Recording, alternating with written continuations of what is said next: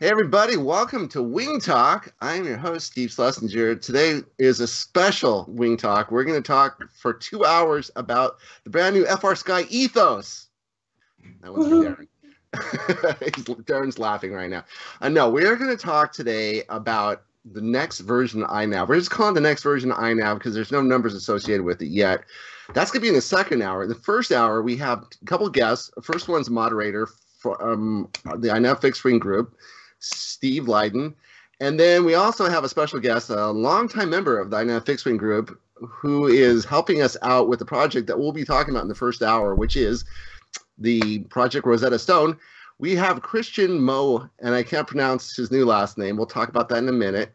But for right now, I want to say that I've been watching these videos that Darren has been putting out about, fantastic videos about the PIF controllers, and they're also, the latest one is about angle mode.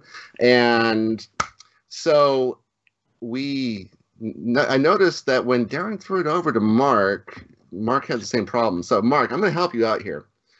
When I throw it over to you, what you do is say, this is how we say it in America. I introduce you, you just say, sup. And that's all you need to say. All right. So, ladies and gentlemen, live from Halle, Germany is Mr. Marc Hoffmann. Marc, how are you doing today? Yeah, hi Steve, I'm doing great, and I hope my microphone is working now. Just had a microphone glitch a minute before the stream starts. Okay, he's freaking out a little bit. Yeah, okay, great. You sound great. It looked great. Thank you for being here. As always, Mr. Darren Lyons, all the way from the UK. And Darren, love the new videos. What's going on with you? What's up? Sup? Sup? Yeah, no, we're doing good. Obviously, the new videos are great because Marc's in them, so he knows what he's talking about. Mostly. But no, it's getting a lot of good feedback and helping a lot of people out learning the whole tuning and the PIF controller stuff. So yeah, that's fantastic. So hope you guys enjoy them. Can you show me how I can improve angle mode and how I can improve the horizon mode? My favorite mode in the whole world. You can improve horizon really simply. You just turn it off. Yeah. Oh, okay. So speaking of someone, as we have the COVID lockdown here, it's where I guess we just found out seconds ago that the UK is coming out of the COVID lockdown in June, which means that some people will be going to the barber. In the meantime, we're talking about starting the next version of the Bee Gees. Mr. Luke, hey, what's going on, Luke? Yeah, everything's good here. We've had some really good weather recently, so I've been doing a lot of flying, and like you say, end of lockdown soon, so I'll finally be rid of this hair. I'd say it's very give hair. Hey, I wanted to ask you, I've noticed that your bed's a little bit higher up this week. Yeah. I might actually be able to get it on camera. I've put stilts under my bed so I can fit more stuff underneath my bed. It's finally gotten to that point. Fantastic. All right, so we are going to introduce our first guest, which is a moderator. Now, what happened was when we started the INAV Fixed Wing Group, I asked Arthur Hendricks to help me out as a moderator. I didn't know at the time that he was actually starting his own company making planes, and that's not an issue. The issue is that he has so little time. So he has a full-time job. He has like 4 kids under age 12, and he just was a super busy guy. So finally, I knew like he couldn't do it anymore. So we had to replace Arthur. Arthur asked if he could step down as a moderator and give it to someone who has a little more time on their hands. So I looked around the group, and I wanted somebody who was active in the group. Also want someone in the UK because they're awake while I'm asleep, and we kind of have our structured the way that we have always someone who's around, always someone who's awake. So I looked around the group, and I saw that there was one guy who kind of knew every single plane. Wherever I brought up a plane in the top 21, he always had great feedback. So I said, Steve, can you help us out as a moderator? And he graciously agreed. So Steve, how are you doing today? I'm doing fine, thank you. Well, fantastic. I forgot to start my clock. Here we go. We're going to start now. So, okay. So Steve, we are, now that we know all these different planes that you have, because like every single plane in the top 21, Steve's owned at one point or another, or at least most of them. What is the one that really stands out in your mind? Oh, I suppose the C1's got to be one of my favorites. It's probably the first wing I did 10K with. The Bixler 3, that was the first plane I did 10K with, and it's just a cracking slow flying plane. So yeah, those two are probably the standout ones. Although I don't have a C1 anymore, I gave that away. Okay, you can always buy another one. Yeah. A friend had lost his doing distance, and unfortunately it went down. He got a vector in it, and he'd set the altitude to return home at 80 meters, but he'd gone down over some hills, so it crashed into the side of a hill when failsafe kicked in. So unfortunately, he never recovered that back. So well, the best way to fix it is get rid of the vector and then put INAV in there, and then there's some commands to get it. Yeah. I have been trying to. I guess that problem's fixed, right? Yeah. He actually was flying an S800 on the Argy plane, and I've never seen a plane shake and roll and rattle as much as that did. And finally, after that, I said, fly INAV. After he saw the Ishin 680 Blackwing fly of mine, and he switched over to INAV, and seems to do well. It's been a while. There's only two people in the world who seem to buy that plane, the Ishin 680. It's the Blackwing. And that's you and me. I guess you have to be over age 50 in order to own that plane. It was actually a friend that had got one, and he was struggling to fly it, and he was flying it manually without any flight controller or any stabilizers in, and it's a bit of a handful, and he's a new pilot, so he gave it to me graciously. I flew it, loved it. I think I put an Eagle Tree Guardian in there to tame it down, but it took me a while to figure out that the CG was actually about 5 mil forward of the marks, and once you move the CG, it's a different animal completely.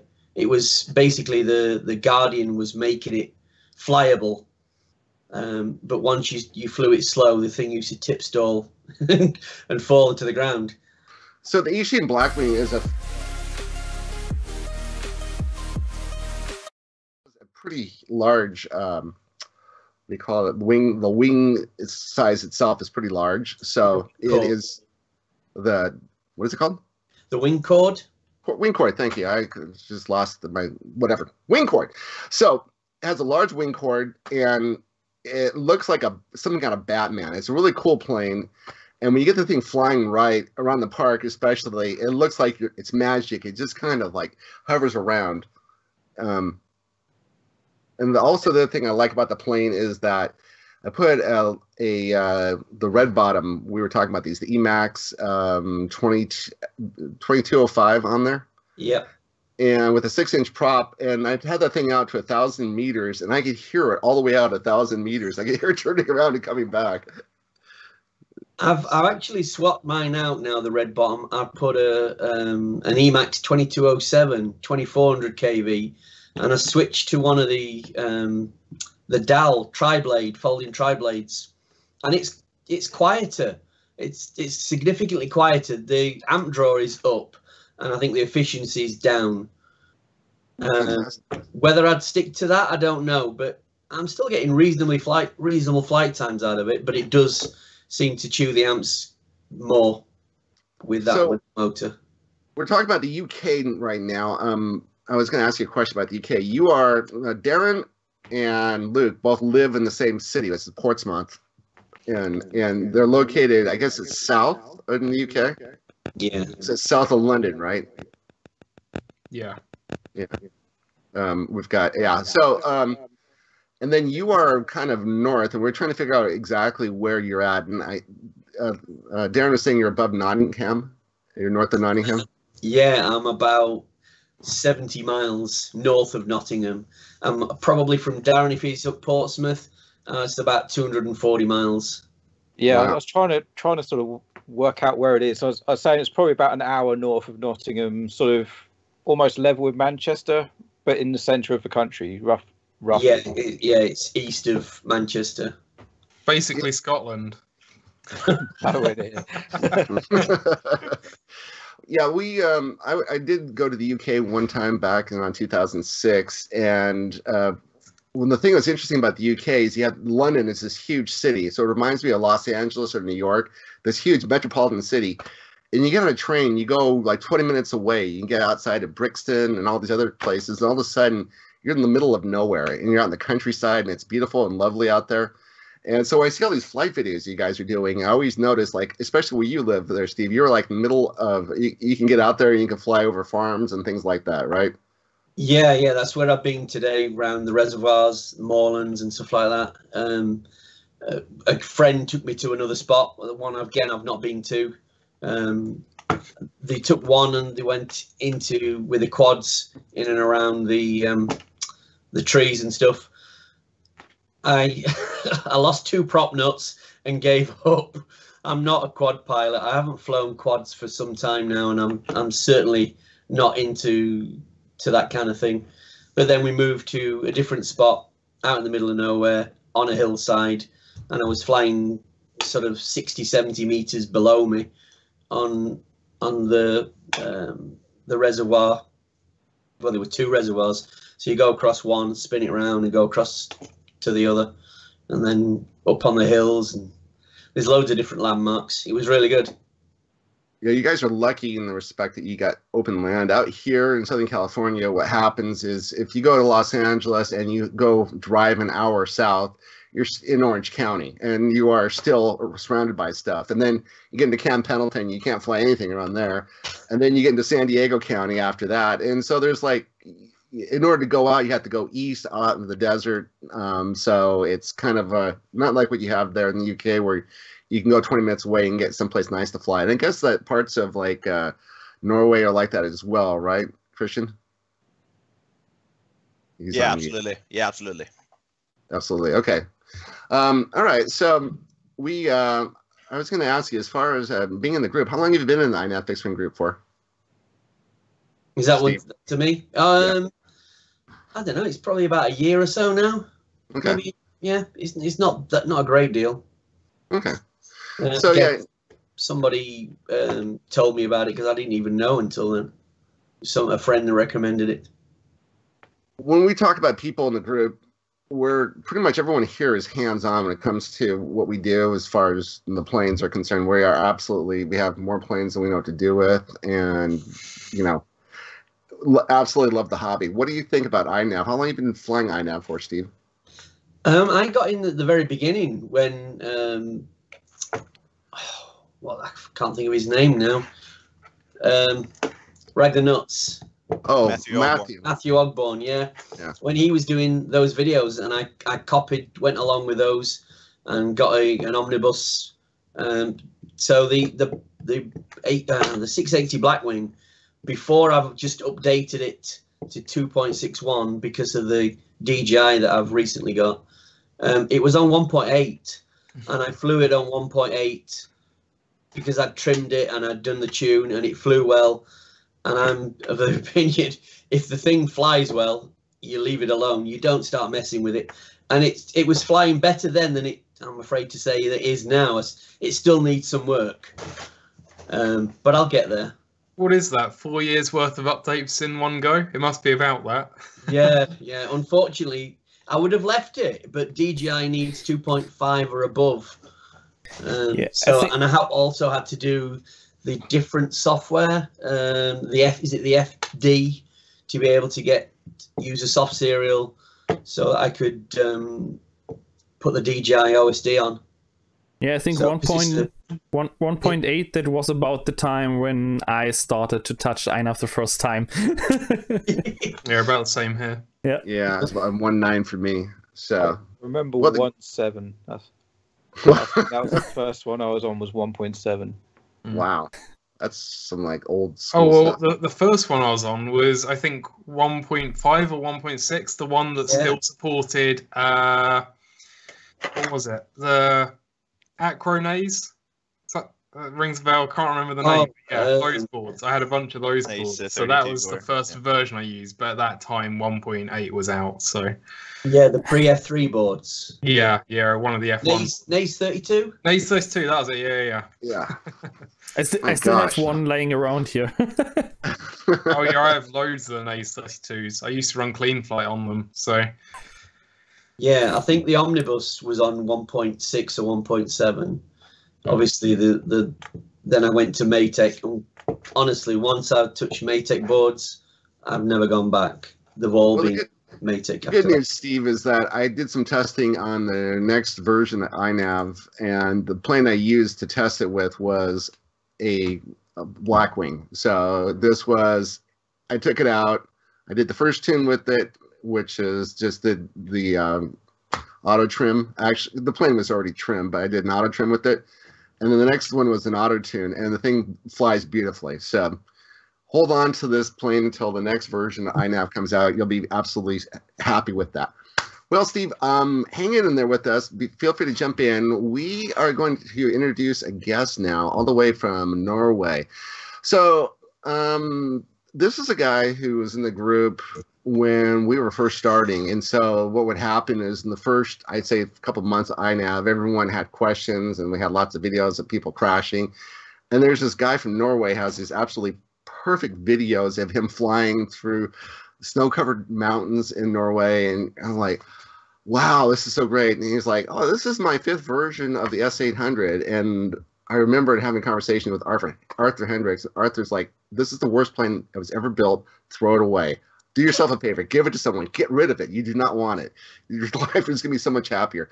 So I remember talking to Christian about a year ago, ask him, hey, let's talk about putting out a group build for the S800.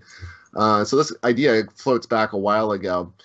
At the time, Christian had a really beautiful girlfriend, and unfortunately, she's not his girlfriend anymore. So Christian, what happened to your pretty girlfriend? Well, she accidentally became my wife. Hey, yeah. Congratulations. Thank you. This is fantastic. So you took a year off from INAV, and you were kind of telling us the story at the beginning. What happened? Why did you take time off? How did you come back to INAV and all that good stuff? You're interesting in the respect that you took a year off, a hell of a lot of water went under the bridge, and now you are the guy who's seen it all from like where it was and where it is now, and you have a really interesting perspective. What actually made me take a 1-year break was I was probably having more time on the bench and building and tuning, tweaking, upgrading. I had this thing that I had to have everything that's new. Always had to have the newest, coolest motors with the best stats, and that gets kind of pricey. And combined with having a wife and full-time job, I do a lot of hunting, fishing, beer brewing. Well, I have a lot of hobbies, and time and money just didn't. So I figured out I had to just take a little break, try something new, and just leave all the unfinished projects be for a little time. And I also one of the other things that also made me take a break was one of my friends that I fly a lot with. He bought the DJI FPV system, and I was heavily into analog. I had invested a lot of money into the new AKK boards, swapped out everything in probably like 8 or, well, maybe as much as 10 models. Hugely invested, and overnight everything I had was obsolete in my eyes. I still fly analog though, but the experience was mind-blowing at the time, and I figured out, I can't afford investing everything into digital now and start all over. I just made the jump from R9 to Crossfire, And yeah, it was a really expensive year for me. Not that I had to do the change, but yeah. Well, no, so I took a year off, and when I came back, and I got into the group. God damn, there was a lot of changes. I missed out on so many cool planes. The Goblin, that was one of the planes that I really wanted to own, dropped down to like 75 USD, and I was like, God damn, I got to get back. So now I'm here. I'm back, and yeah, it's still going to take a lot of time to get all of my fleet updated, but we're slowly getting there, and it's good to be back on the sticks. Yeah. So one of the planes you have that was really interesting was the Buffalo FX-79, which is a 2-meter plane, right? And so tell us about that. What was on there? What's on there now? I was running probably 1.9. I haven't flown it for quite some time, mostly because it takes up a lot of space, and it's at the time I was flying at 1.3, so I had to carry around with that 1.3 big array and everything. It just became a hassle to bring it out, and it was easier to just get one of the micro or mini wings, and just chuck him in there on 5.8 and just pull the goggles down and fly. So I didn't do. I haven't got much flight time on it until now. I can barely squeeze it into the trunk of my car if I pull the seats down, and so I don't have to take it down for every single flight. So yeah, it's a great plane to fly. Yeah. So you upgraded that to 2.6? Yeah, 2.6.1, I think it is. Right. And converted it to DJI Digital, and yeah, did some printed out a new motor mount to reduce all the noise and to get a little bit more better airflow. Yeah. Fantastic. So you were just flying that recently, and how does it fly now compared to how it flew back in 1.9? If you can remember, because 1.3 was actual VTX, the video frequency you were flying on, right? And that was, what is that, the simple UHF or whatever that?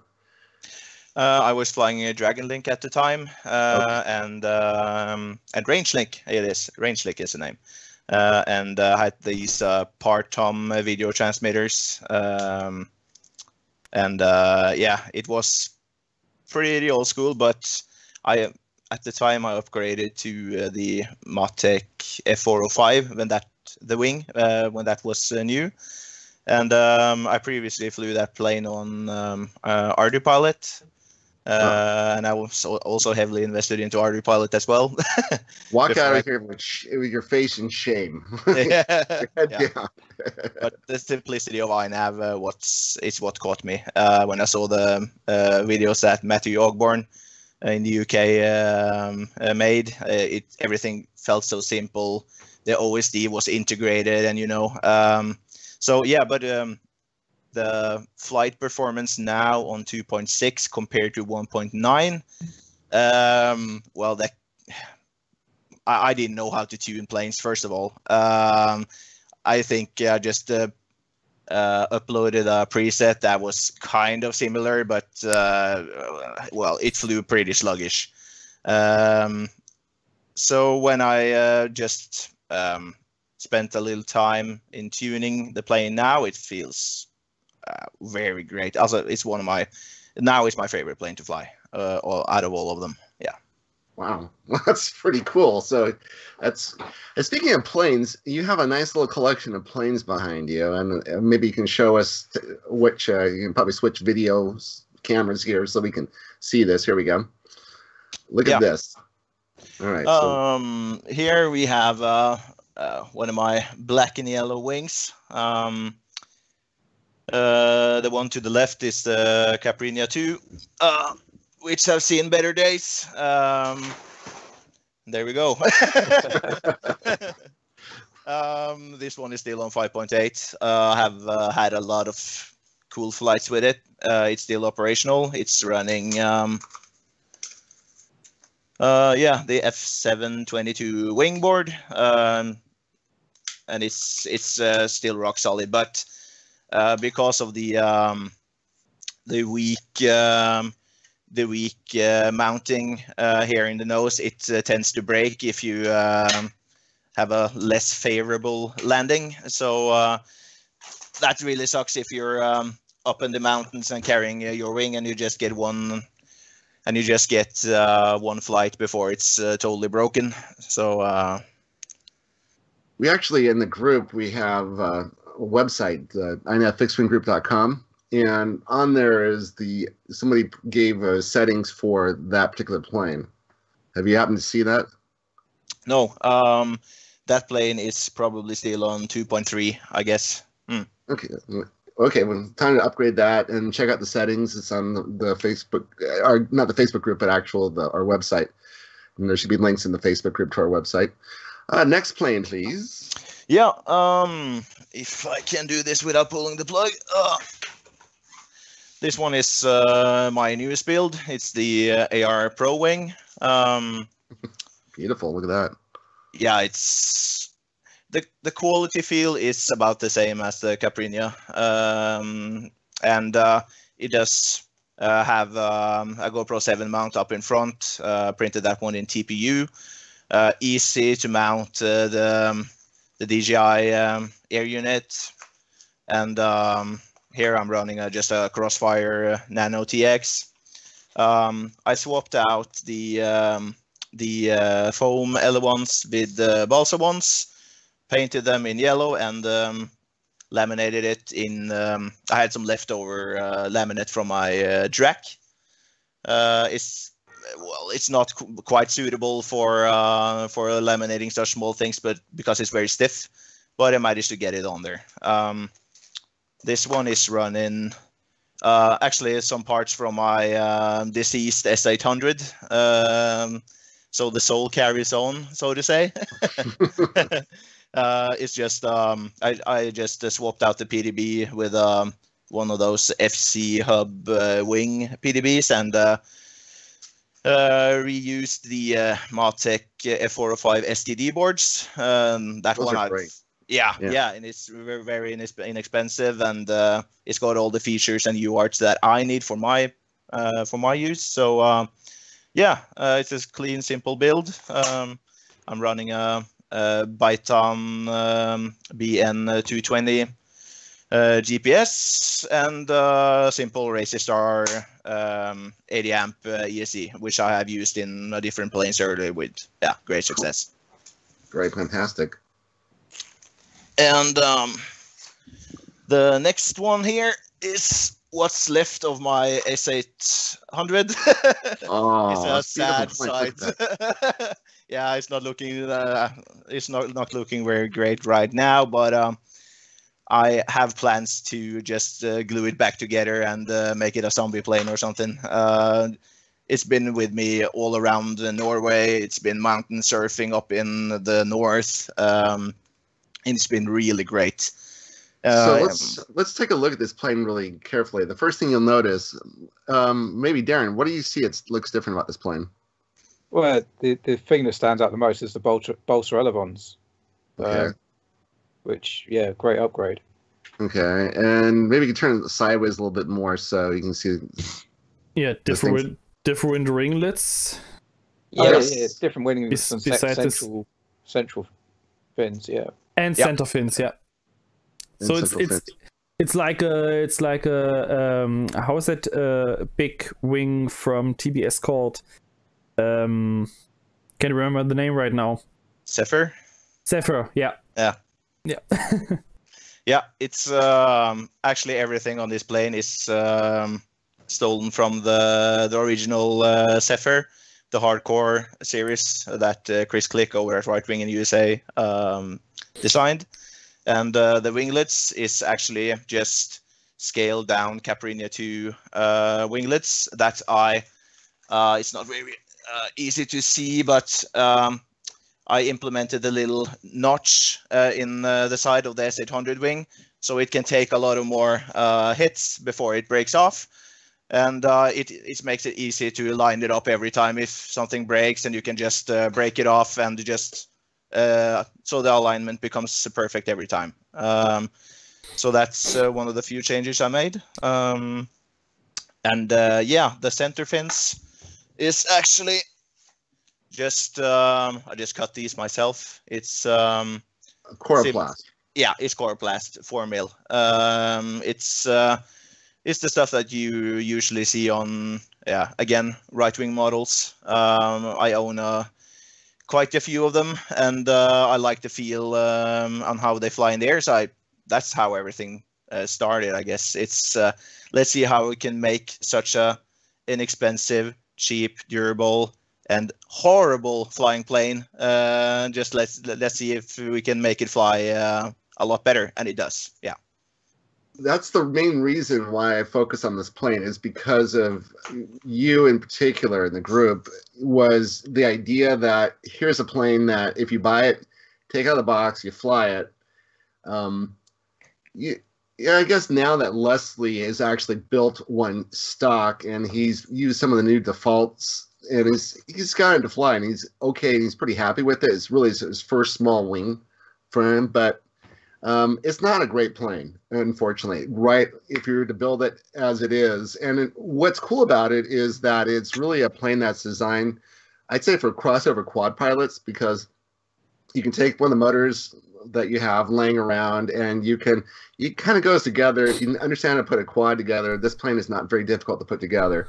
But unfortunately, it just doesn't fly very well when you fly it stock, right? What are your experiences with that? When I first, when the S800 first got my attention, we flew it just plain stock. It was my first flying wing. I came from building foamies from flight test, and always thought that flying wings looked so cool and they seemed so simple to build.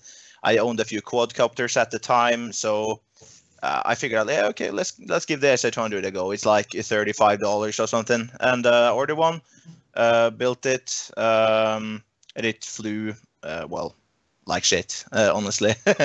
But it was durable, and I learned to fly line of sight. This is way before I even put FPV gear in it.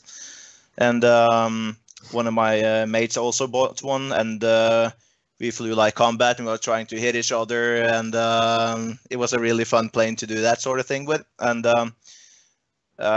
but after I have flown a little bit more expensive models and my skills progressed, I wanted something that flew a little better, that felt a little bit more locked in, so to say.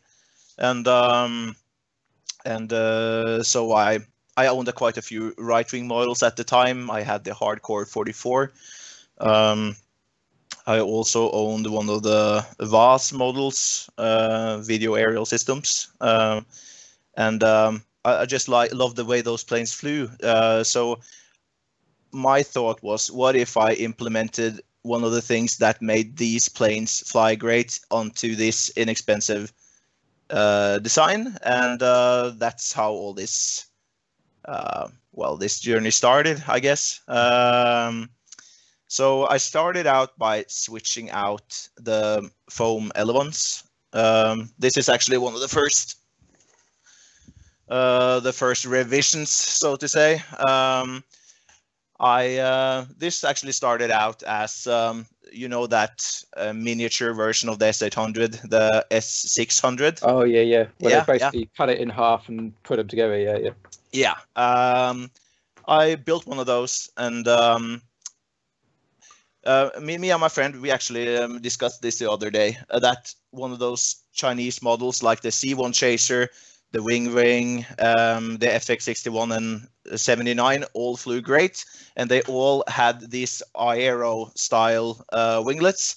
So I thought, what if I just made those bigger and changed the profile a little in order to fit the big S800, so it follows the line of of the plane without being too curved in the end, just to make a floater, and that really worked. The glide was actually a lot better, but since the carbon rods don't fully extend all the way out, it was like a seagull wing at the end. It just flexed too much if you just increase the speed.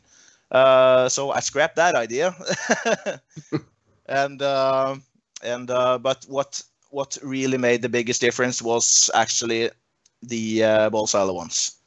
That felt so much better. You can feel it suddenly when you had the first go on it. It was insanely great. So that's one of my main go-to mods on every single plane that I buy these days, actually. Yeah. Fantastic. And so then, when did you just figure out how to put on the better winglets? How I figured it out? Yes. Yeah. Well, I spent a lot of time in Tinkercad and just trying to make the design fit the S800 profile. Multiple trial and errors, and I just when I got a profile that worked, I just dabbed a thick bead of hot glue and just smacked it on just to see if it worked, which it did for a few flights before I was making it in the winter. So, and hot glue and the cold weather don't really mix, so they broke off and it crashed. But after I moved on from these aero type winglets, I went over to this type, similar to the one on the Caprinia 2, and that really did it for me. It was so locked in at higher speeds. All that annoying wing wobble that you have on small airplane was drastically reduced. It's still there, of course. It's still a small, light FPV platform, but it's a lot better than the stock S800, and it's a very cheap mod to do too. Christian, have you tried the small winglets on the end, like similar to, I'm thinking of like the ZCon? Have you tried that? So you got the big ones in the middle and the small ones on the outside. Oh, I'm not sure if I know what you mean. Let me, one sec. Yeah, the Rafax from Stealth Rings has something similar. Very sleek and small winglets at the wingtips, and then the big fin in the middle. And what Darren means is the Zcon has also these big fins on the right and the left of the prop. Yeah. So just really small ones here, but then obviously the bigger fences in the middle. I'm sure the Zcon's exactly the same as the Drac, but in that respect. Well, the big advantage with doing that on a Zcon, or I believe the Rafax as well, is that they're forward swept wings. So then the furthest back. No. Zcon's regular wing. Yeah, and the Rafax is that plane you just had there was. Or was that not Zcon? Yeah, this is a mini Drac. Oh, is it? Oh, yeah. Okay. Yeah. So the mini Drac. The advantage with that is it's a forward swept wing, so that if you put the big fins in the middle, they're further back as well, so they're more effective. Obviously you can still do it with a normally rearward swept back wing, but you need even larger fins in the middle. Yeah, I mean, with the forward swept wing, you have to be careful anyway, because if the forward swep is too strong, then the wingtips might be in front of the CG of the plane, and then you don't have to use any wingtips at all or winglets at all. If you use winglets, exactly, you will actually make the plane unstable. Yeah. On my big Drac, I don't have any winglets on it at all. Yeah, I think when I look at the S800 that Christian just showed, he basically really eliminated all the things that could affect the flight behavior at all, because you removed the flimsy foam elevons that are too soft, so the pitch wobble was pretty strong because of that. So you could use the best servos, the best linkages, whatever you do. The winglets, the elevons are just too flimsy, and that they will flex, especially on higher speed. The winglets, the curved winglets were good idea, but badly done, actually, because curved winglets you usually use on cruisers and not on speed or acrobatic planes. I mean, on the AR Pro they work, but I think they have put a lot more thought into the shape of the winglets. So the straight ones are much better on the S800. And I think the wing profile on the S800 is not that bad. As you said before, the glide ratio just with these long winglets or with these straight winglets was already great. So the overall wing profile seems to be very good already. Yep. Can you pick up the S800 one more time, Christian? And I want to actually, I could do it as well. This is S800. Servo goes here, but there's a spot underneath the wing right here. So yeah, you're showing right here. Christian's holding his up too right now. So Christian, say something so we can see you. Yeah. Here's mine. Okay. Right. So what happens is when you look at this, you'll see like that's where you mount your VTX, and that's where you mount your big ass antenna. Okay. Hey. Wait, That's Darren. where you mount your antenna. Okay, so Darren, yeah, show us that. Okay, so yeah, that's my antenna on the S800. If I can get it on shot. So VTX antenna, nothing. Perfect. Right. Brilliant, and yeah, just laminate over the top, and this is nice and stiff. Still, it's one of my complaints that I have about the plane is that what they're doing is they're putting the weight out onto the wing, and that what happens is you have a disproportionate amount of weight. So you always have like the VTX on one side that weighs a lot, and then you might put the GPS or your receiver on the other side that weighs nothing. Luke, do you have something to show us? Yeah. There we go. Just my mini AR wing. So I've got the receiver out on one side. Oh, you can't see that because it's all. Oh, there you go. So the receiver with the antenna right out on one wing. There's the receiver. You can see the heatsink for it. Oh, come on, there we go. And then the video transmitter with the antenna for that, which you can just about see right at the end. And you just put them in the right place on the wing so they're both balanced. And this is without any weight. It's perfectly balanced. Yeah. So that's how you do it. And that's the problem. I wasn't really wanting to show that, but well, the point is like a lot of people, what they did is they put the really heavy VTX on one side and the antenna, and what would happen is you turn, the thing would just flop over, right? And that's one of the problems with it. But when you put those big winglets on there, you add a lot of weight to it, so that all helps with the balance as well. Yes, it does. Yeah. Or you just balance it. Yeah, that's perfect. One of the things that I experienced, unlike Darren's, I just ran a simple circular polarized antenna up on top, and a slim crossfire antenna on the other side. And I can actually feel, even though I added a little bit of weight on the crossfire side to make up for the added weight on the VTX side, I can feel the difference in just drag from the antenna.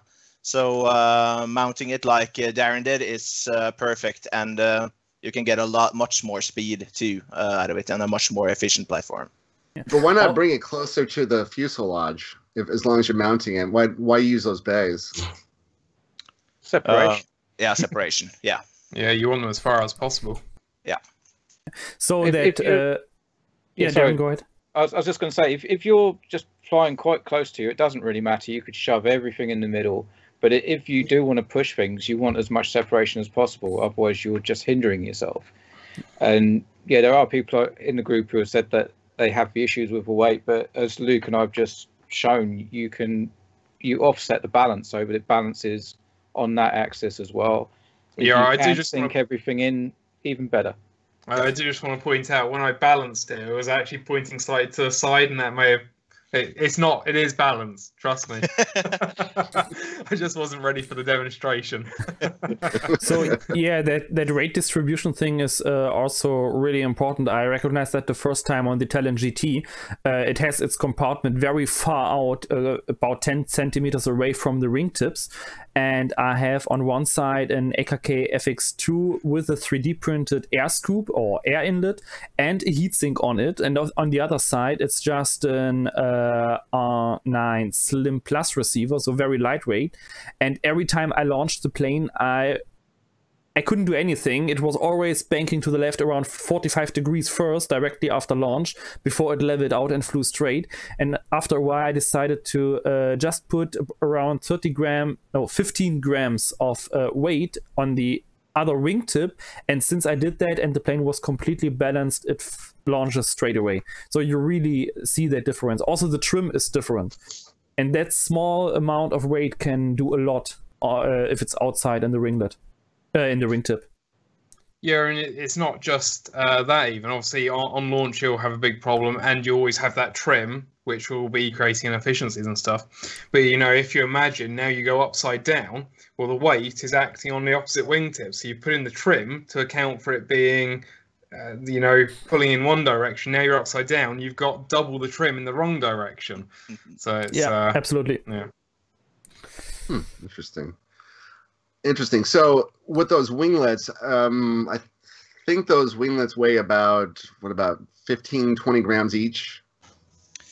Actually, I'm not really sure. I never weighed mine because I run a fairly heavy setup. My SH100 is all up weight around over a kilo at least.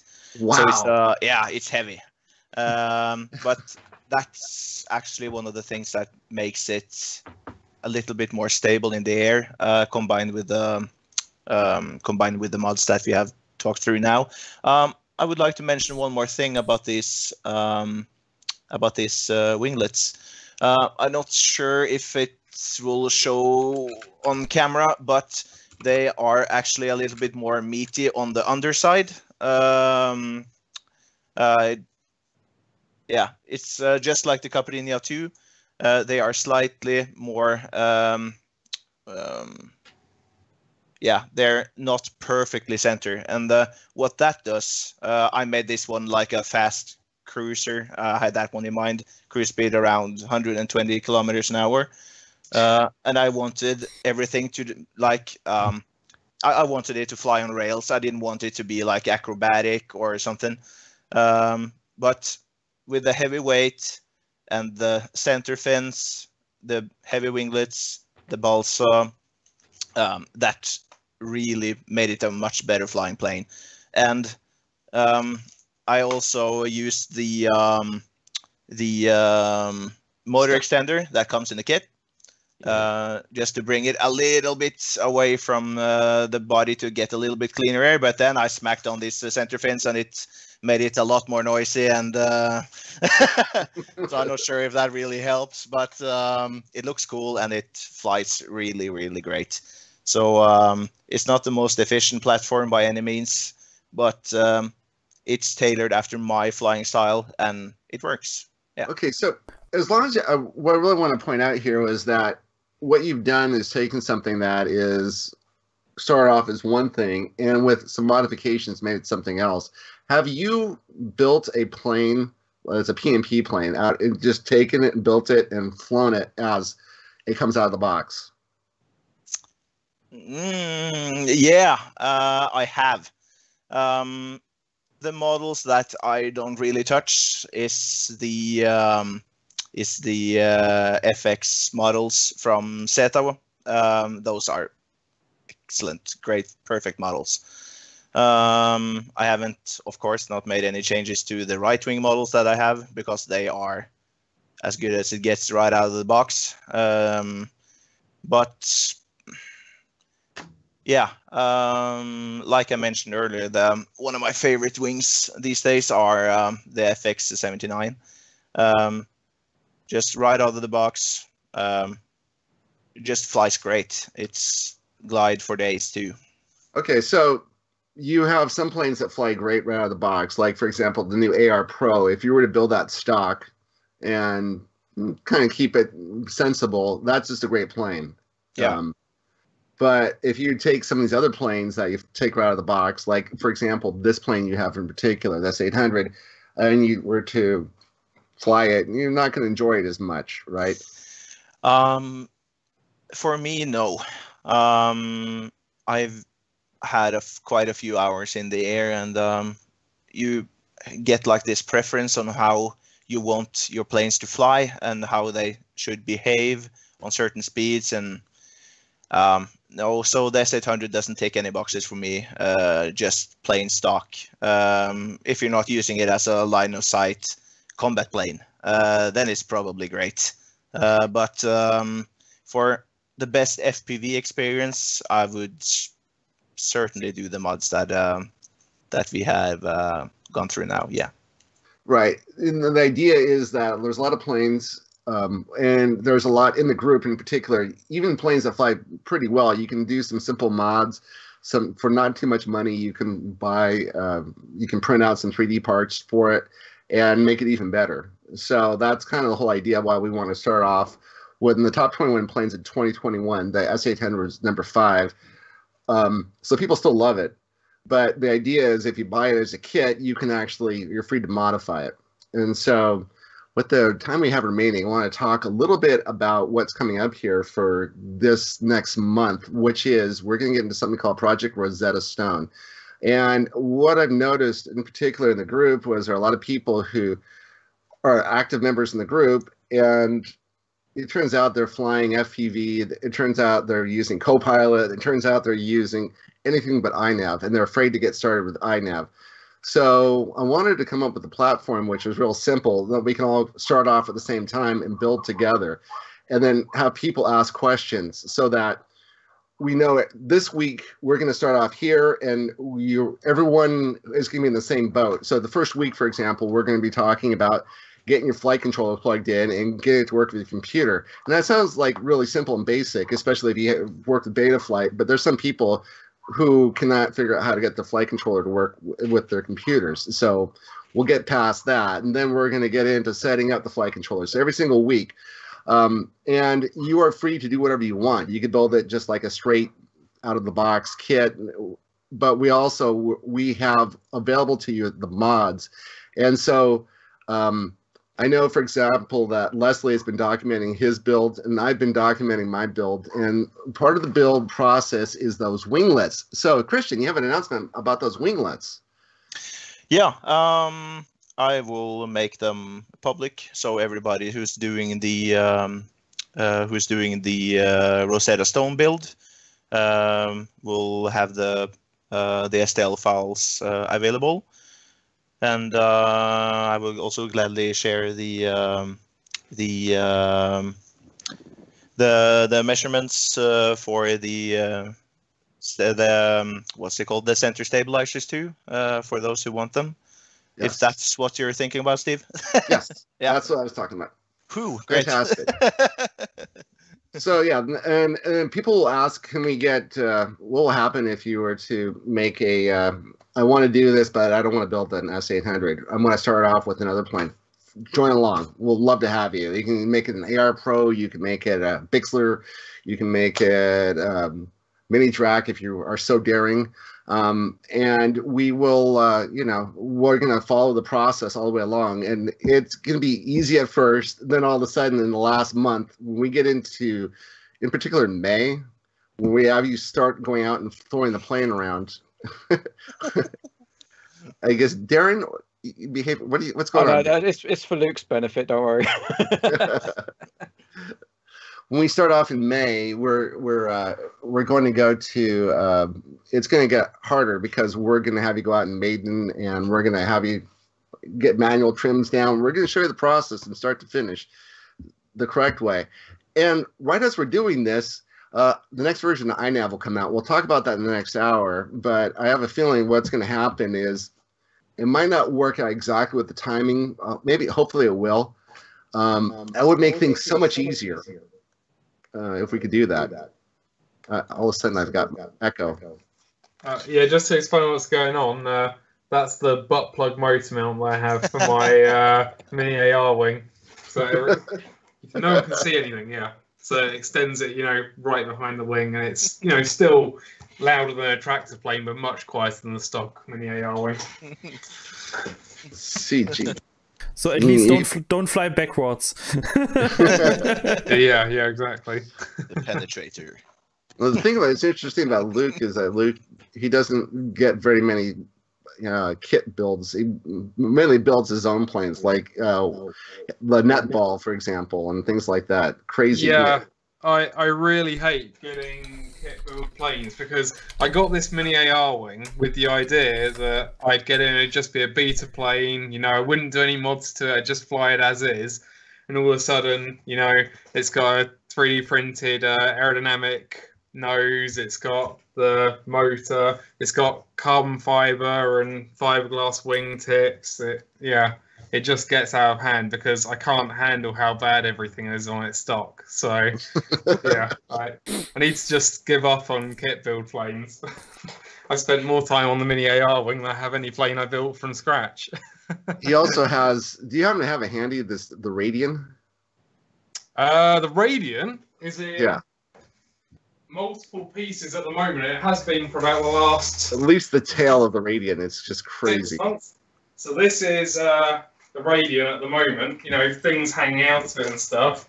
But this is none of what's here is actually Radian. But this is, a ducted fan, a V-tail, all scratch built, and then the wings for the Radian. Oh no, more planes coming down. And the only thing that's actually left of the Radian is the wings. It's quite a fun plane when it is flying. Is that an ASW28 you just put on the bed?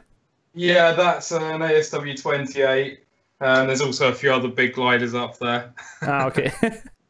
Hey, as long as we're showing off stuff, I love to put people on the spot, and Darren in particular loves when I put him on the spot. Can you do what you did earlier before the show and show us what's going on in that room of yours? You want to embarrass me and make me show all my mess to everyone? Well, you know what? It makes me feel better because my garage looks exactly the same way. So. Yeah, but this is in the house. One sec, I'll turn a bigger light on.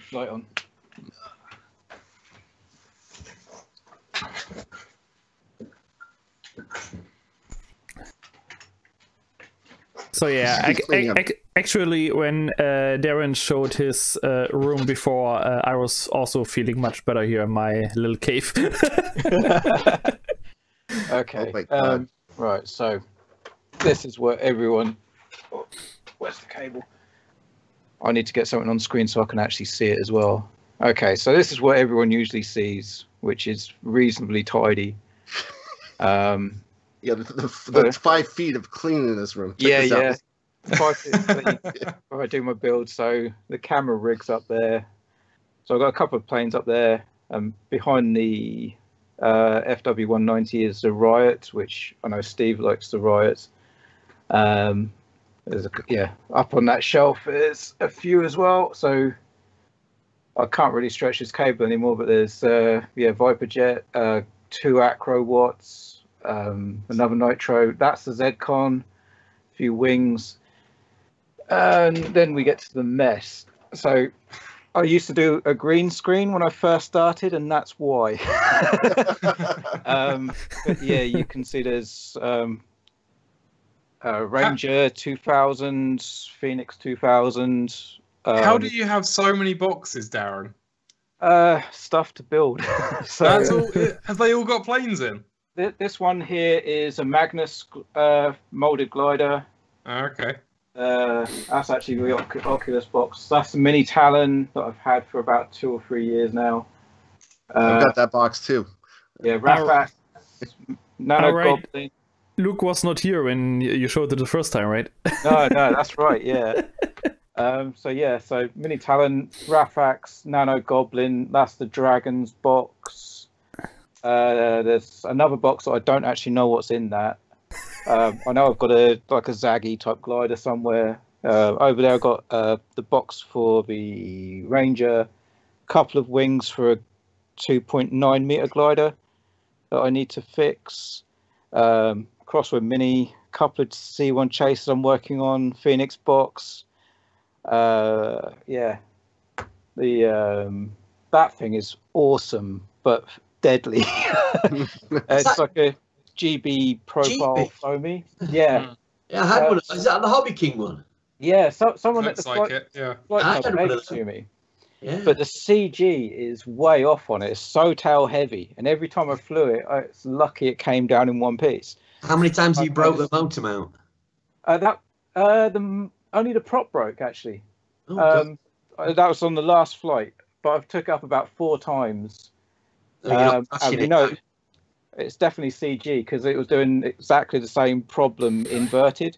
So, but yeah, so over there, a couple of C1 chasers from some friends. I got the glider up the top is what those wings are for.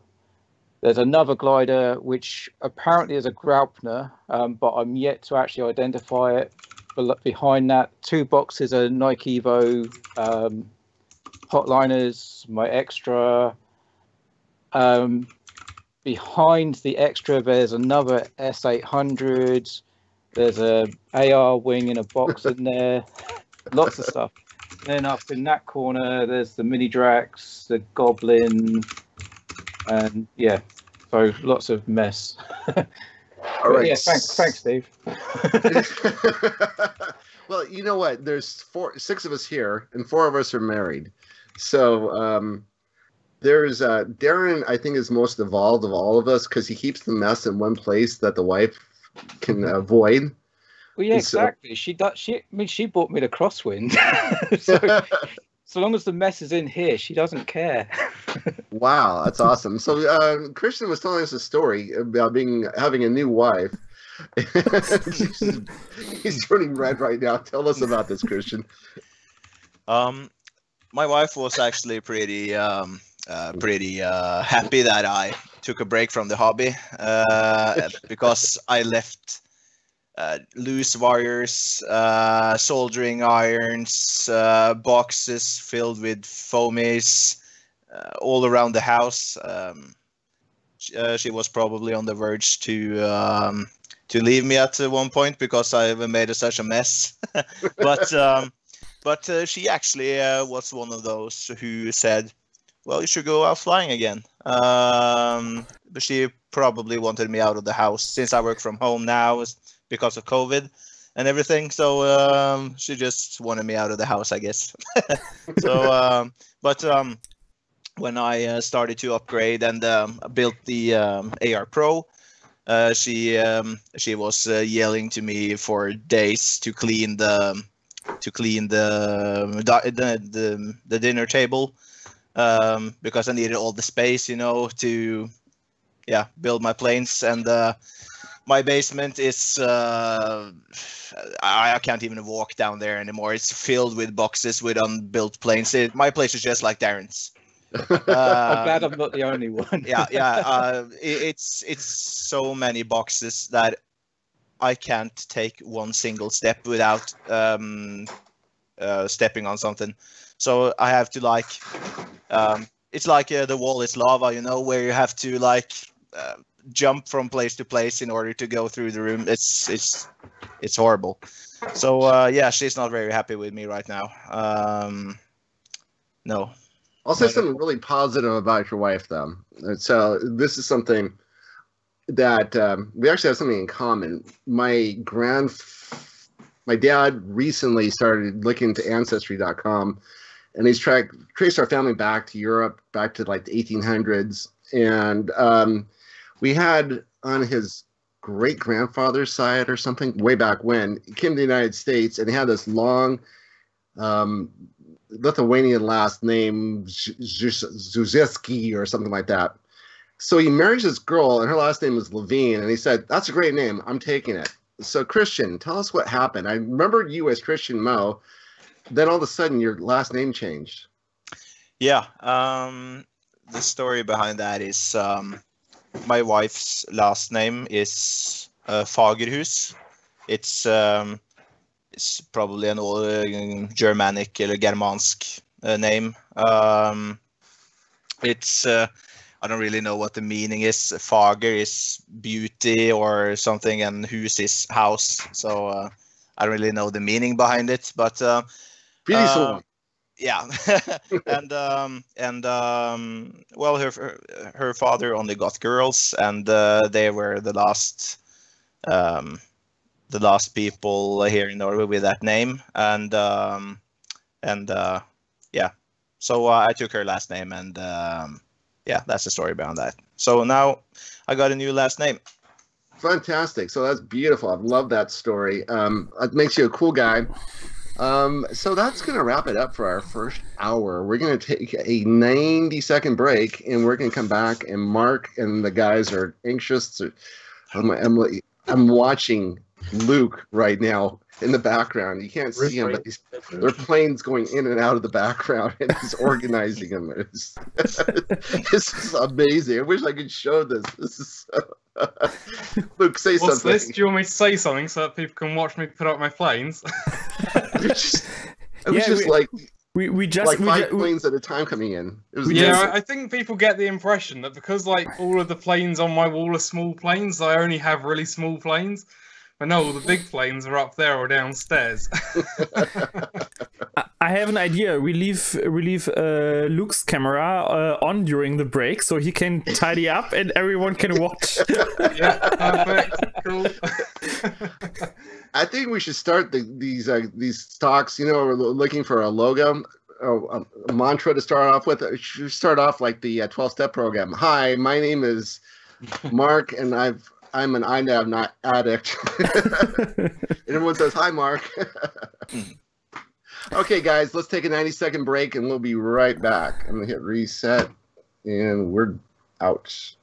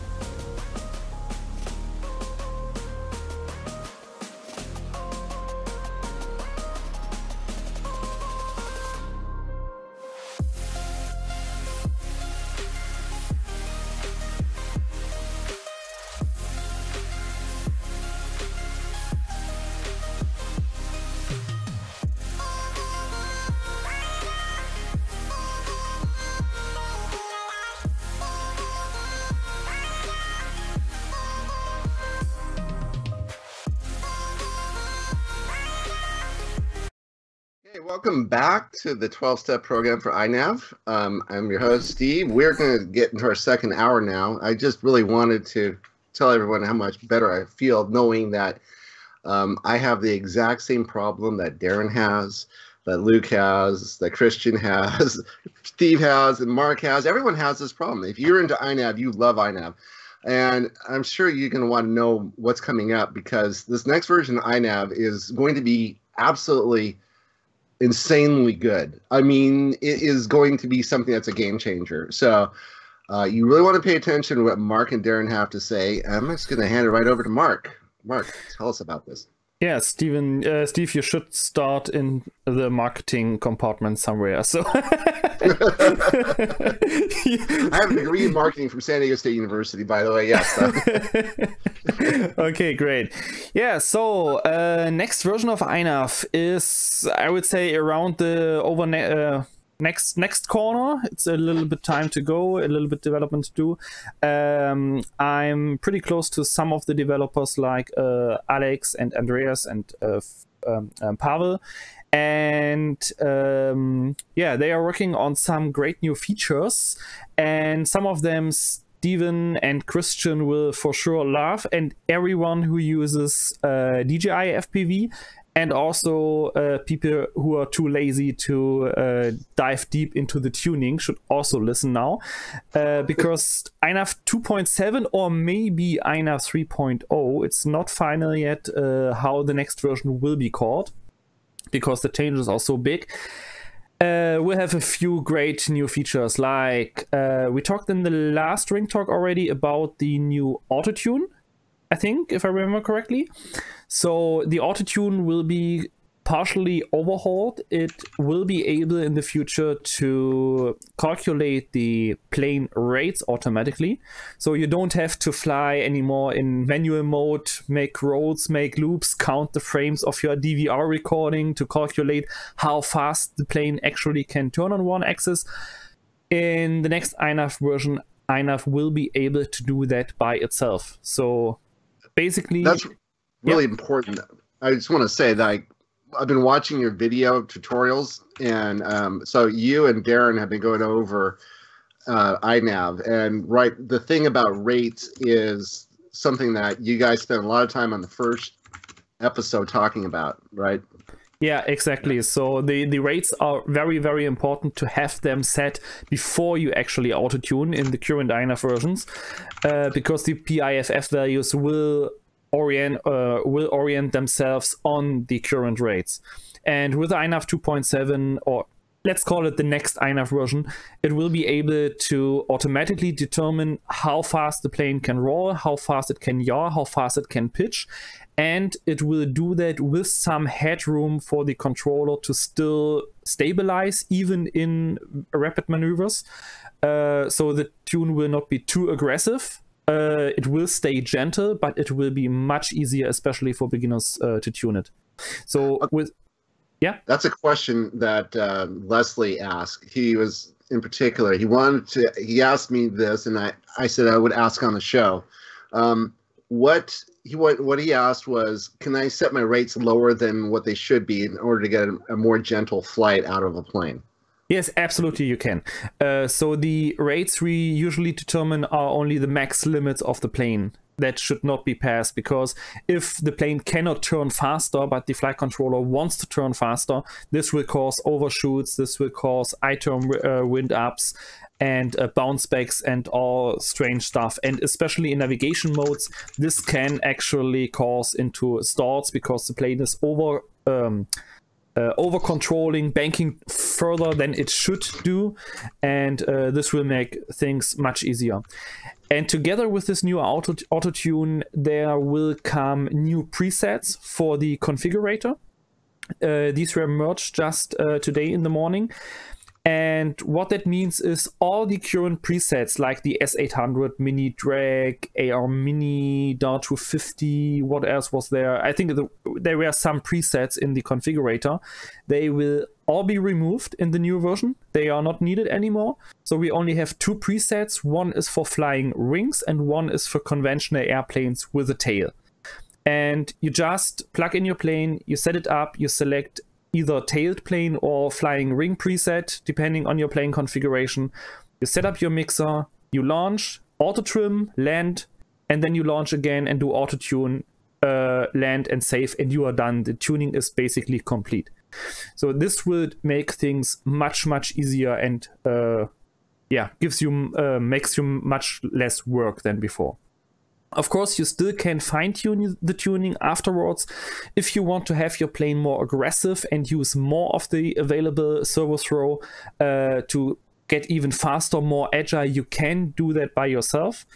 But this will give you a very good baseline. And the good thing is, based on how the PID or PIFF controller works, you can adjust the rates afterwards, after the tuning, without the need of a complete retune. That's a very convenient step, because you just raise the rates and then you just compare again between manual mode and acro mode how much surface deflection you have.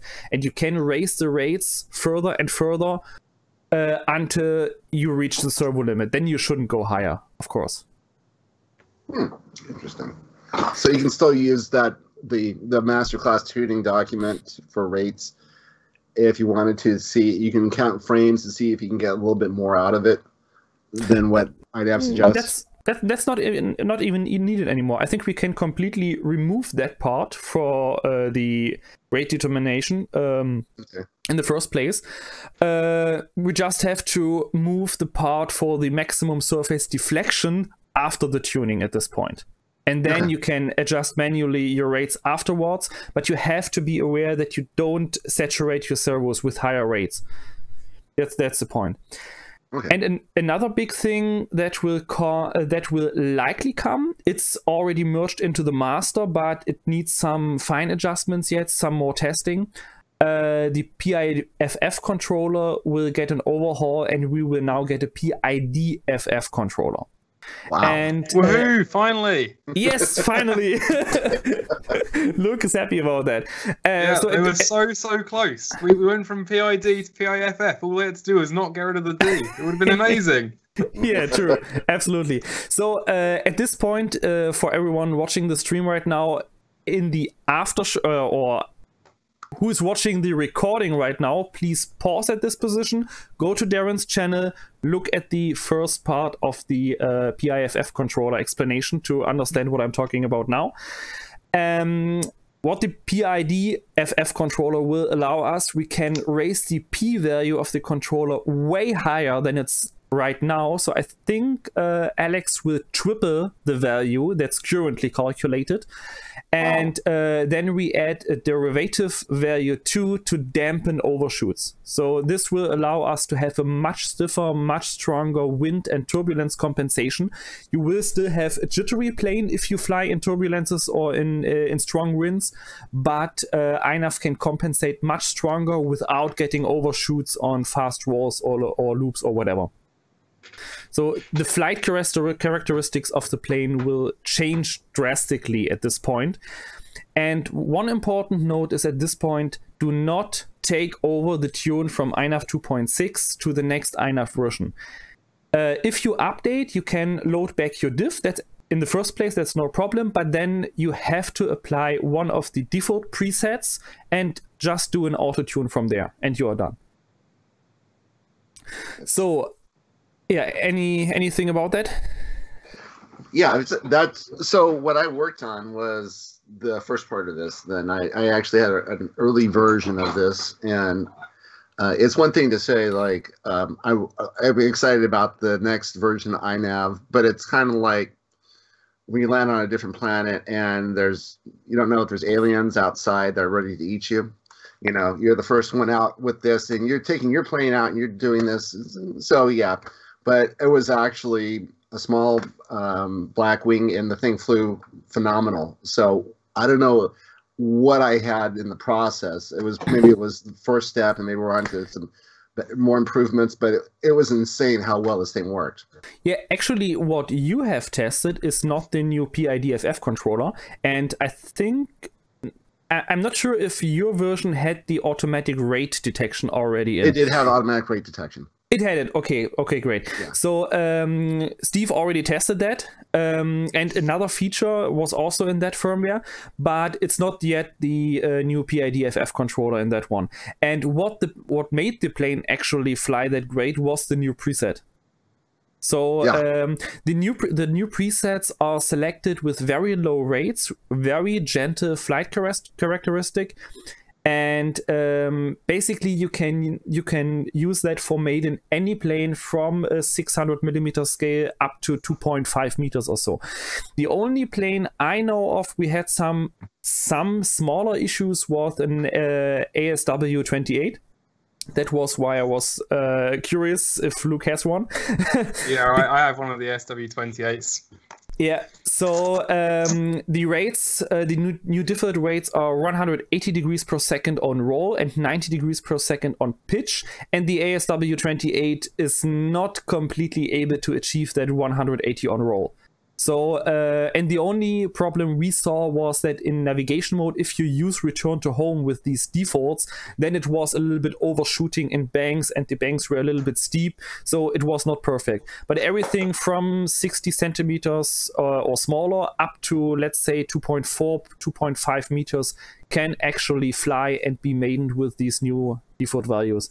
And this will make especially the maiden of big planes much easier than it was before. Okay, so the thing that's kind of important right here is you're saying you cannot take over, you cannot do a dump and bring over 2.61 to the next version, the INAV. You can actually, but you have to apply the tuning presets of the new configurator okay. and tune from there. So right. don't take over the PIFF tune. Okay, the point that's important though is if you have a manual tune, if your plane's flying well in manual, it's going to be a no-brainer. It's going to be a lot easier process. So. Yes, of course. If you that's always the case. If your plane flies great in manual, it will also fly great in acro mode or so. So maybe the thing to do right now as we're waiting for this is if your plane is not flying well in manual, go back and start working on manual and trying to see if you can get it to fly a little bit better. Get your manual tunes, go back, read the manual about getting the servo trims between 1450 and 1550. And that's a way to help keep things, straighten it out the plane somewhat and make sure the manual trim is pretty much rock solid. Yeah, sure. That should be on spot, of course, before you actually do the tune. The better the trim is, the better the tune will be. Okay, so Steve, what happened with your Blackwing? Because we're at this point right here. What do you mean? It just wasn't flying how it was when I was on 1.8, but I haven't really had much chance to start tuning. I've done the trim.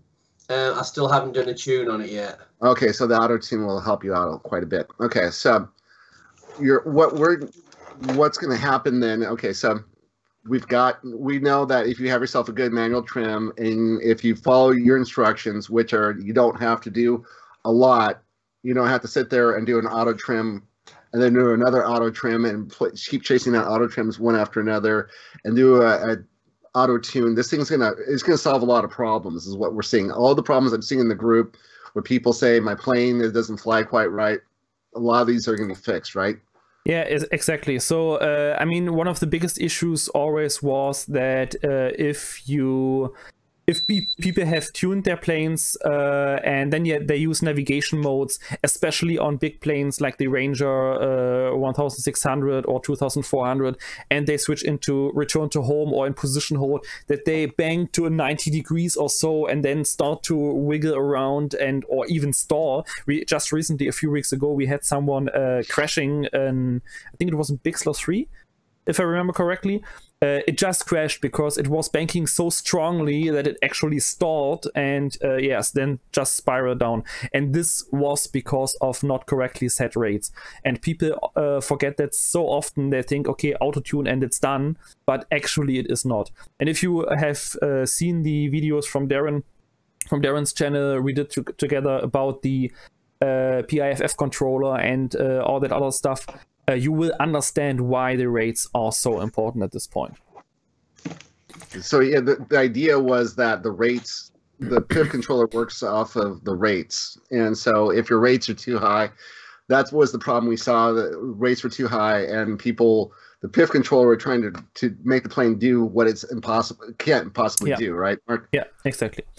So, and then when we are at tuning, I mean, INAV, the next INAV version will basically will be a big change in tuning overall. So not only that we don't need the rates and the and with a new controller and all that stuff. What also is new, and you already tested that, is an automatic board alignment. So you don't have to use the board alignment actually to make an exact pitch angle for cruise flight to maintain altitude in angle mode without altitude hold on. This will make position hold and return to home turns and all that stuff much more stable. If you have Mark, can you say it over again, because I don't think that came out quite clear enough. What do you mean? Just repeat what you just said. Yes, sorry, I was struggling a little bit. So to have a good navigation on INAV, you have to tune the board pitch alignment currently. And with the next INAV version, we don't have to touch that anymore. We get a new value. I think it's board pitch trim call. It's called board pitch trim. And the big advantage is we can tune that also automatically. So it can be enabled as an auto level mode while you are flying in angle mode or in horizon mode. And what it will actually do, it will trim the board pitch angle as precisely as possible to maintain level flight in angle mode. And another big advantage is if you have turned your board like 90 degree or 180 degree or even overhead, doesn't matter anymore. If you want to have the trim, the nose trimmed up, you set a positive value. If you want to have it trimmed down, you set a negative value. Currently with the classic board pitch alignment or board alignment values, you have to rethink if the board is twisted, you have to make negative numbers, or you have to add the pitch trim on the roll fields and all that stuff. This will all be gone, and you can do that completely automatically in the next INAV version.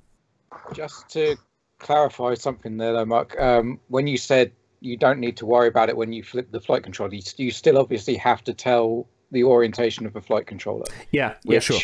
Is other than, is it pitch, everything else will be in CLI from going forwards? Yeah, I think Pavel decided to keep it in the configurator to have it accessible, at least the yaw alignment, because having the board turned 90 degrees or to 180 degrees, whatever, is still a common thing. But usually it's not flipped over or vertical. That's very, very rare, and that might completely move into CLI only. Yeah, it is. The 2.7 I built has not got those. It hasn't got pitch or roll anymore. It's just yaw. It reminded me when you said that. Yeah. And what you were saying is that when you want to go up, before you would have to figure out where you were as far as the alignment was concerned, and if you wanted to go up, you would give positive values, go down, you give negative values. Now it doesn't matter where your board is turned; you put in positive or negative values, right? Exactly. So if you lose altitude, you put in a positive value to trim the nose a little bit up. And as I said before, it can be done automatically. And you could, in theory, put that auto level feature on the same switch as your angle mode or horizon mode if you want to fly in there, and it will stay active all the time and all the time trim your plane as soon as you release the sticks. Or you just do it once and then you save after landing like an auto tune, then you remove the mode again and you don't have to touch it again. So what's the advantage or disadvantage to that? What do you mean? Well, you said there's two different ways you could do it. You can have it permanently enabled, or you can do it once, set it, and forget it. So why would you want to do one versus the other? I think if you fly a lot in angle mode, but you don't want to have altitude hold, for example, it makes sense to keep it on all the time, because then it will also adapt on throttle changes. So like you have some windy conditions, you fly into one direction, you give more throttle, so you have a higher airspeed, so the angle of attack has to be reduced to maintain level flight. this will be done automatically all the time, and it will take a few seconds until it adapts to the new angle, but it will go automatically all the time. I think what Pavel and I, when we talked about that, we thought it might be useful for line of sight pilots, for example, that tend to just cruise around in angle mode in their proximity to maintain level or maintain altitude without altitude enabled. I know Luke will. Luke has another opinion on that. Useless for line of sight pilots, but yeah. Yeah, I mean, maybe people will like it. You don't have to use it. And yeah, that's exactly. You don't have to use it. So if it's not useful to you, just don't turn it on. Yeah, absolutely. So it can be used like air mode, for example, just as a modifier, or it can be used for tuning only. That doesn't really matter. So it's just essentially an auto level mode. Yeah, exactly. Okay, and so yeah, that's kind of great. If you're out cruising around and what you're saying is like, if you're on auto level, let's say, and then if you don't have this and you put throttle up, all of a sudden your plane starts gaining altitude. Maybe you don't want that. Maybe you just want to make sure you're flying faster, but also staying level, right? So with this, you could do that. Yeah, exactly. That's the whole point. Can I ask how it does this? Is it GPS and barometer enabled? Is it done through that, or? Yes, exactly. It can use GPS altitude and barometer altitude, whatever is available. One of both has to be available, or the mode will not appear in the modes tab. And it will just look at the variometer data if the plane has a specific climb or a specific descent rate, and it just will adjust the board alignment until the descent rate hits 0. Excellent. So, I guess it depends on how you like to fly. I mean, if you're flying, you want to go from point A to point B, you want to make sure you kind of keep your heading going the same direction. But a lot of times, you just kind of want to keep your altitude. You don't want it to go up 100 meters. You don't want to drop to the ground, of course, but you just want to keep things pretty steady. But if you're a guy who likes flying the mini track and you're like flying close to the ground or doing proximity flying, this would make absolutely no sense for you, right? Yeah, then it's not really needed. I mean, you just said if you want to fly in with different speeds in angle mode. The problem also is if you enable altitude hold, then also the motor control will go over to INAV. So as soon as you enable alt hold, the motor goes to auto throttle, and without altitude hold, you don't have a fixed altitude, and this is why the board alignment comes in handy. And by the way, Davey or FPV just said something in the chat about auto trim. This has nothing to do with the servo auto trim. That's just the board alignment of INAV. So that are two completely different things. Okay. Well, this is a major feature. Can this be on a switch, though? Let's say you just wanted to turn it on for... Maybe you want to cruise around and you just want to turn it on, but maybe you want to fly proximity. Like the perfect example is that little Blackwing. That thing can cruise, but it also does proximity. So it would be perfect to have this on a switch. Yeah, sure, you can do that. And my plan when I will update my planes and try these features will be to just put it on the auto trim on the same switch. So I just fly, if I do an auto trim in acro mode or manual mode or whatever, then nothing will happen on the board align. It will just trim the servos. And if I switch into angle mode and then enable the auto trim, it will also trim the board alignment. Because the board alignment will take a while longer. It can take maybe 5 to 10 seconds, depends how much trim is actually needed. Oh, interesting. So yeah, so much about that. And the last feature, and now DJI FPV pilots should listen to, is what Andreas is programming. We analog guys, we like to use our in-flight adjustments, where we can select values on the OSD, they blink, and then we can adjust them in-flight, like a full manual pit tuning, all that stuff. This will hopefully, it's not finished yet, this will hopefully work on DJI FPV 2, but you won't have a lot of OSD elements in your view that you can select. But what the developer is doing, he uses the INAV name tag as an one-line adjustment selector. So if you switch through your adjustments you have set up in INAV, this adjustment will show up in the name line and show the value, and then you can change them in flight. So you basically have a one-line menu you can scroll through. I really like that. I think we need to move more to on-screen adjustments in INAV for in-flight, for even just, you know, things like we were talking about. What was it your idea, Mark, recently? What do you mean? You had an idea recently about something that could be on a switch. Oh, yeah. So if you know that you're not going to make it home or something like that and you have your battery flat, Mark had the idea of you could flip a switch and now returned home won't activate when you have a fail-safe. And that means that when you go below the tree line or whatever, you'll continue to land rather than, or, you know, ditch the plane rather than the INAV trying to do a return to home. The only problem with that is you don't really want it on a switch because that takes up a switch position and you could accidentally knock it. Instead, you really want it in some sort of sub-menu on an on-screen display, which is what I thought, or Mark's idea that I'll let Mark explain to activate it. Yeah, so basically my idea was to have an emergency land modus if you want... Luke, can you mute, please? If you have... if you ran out of battery, you know you won't make it home and you want to make sure that you don't hurt anybody, you don't damage any property, and you want to bring the plane down safely like 5 kilometers away, was my idea to have an emergency landing mode to trigger manually on your radio. And yeah, the idea was to make a combination of throttle down with a short timer and then like switch into a position hold in a time frame of 1 second or so, so you can't do that manually accidentally.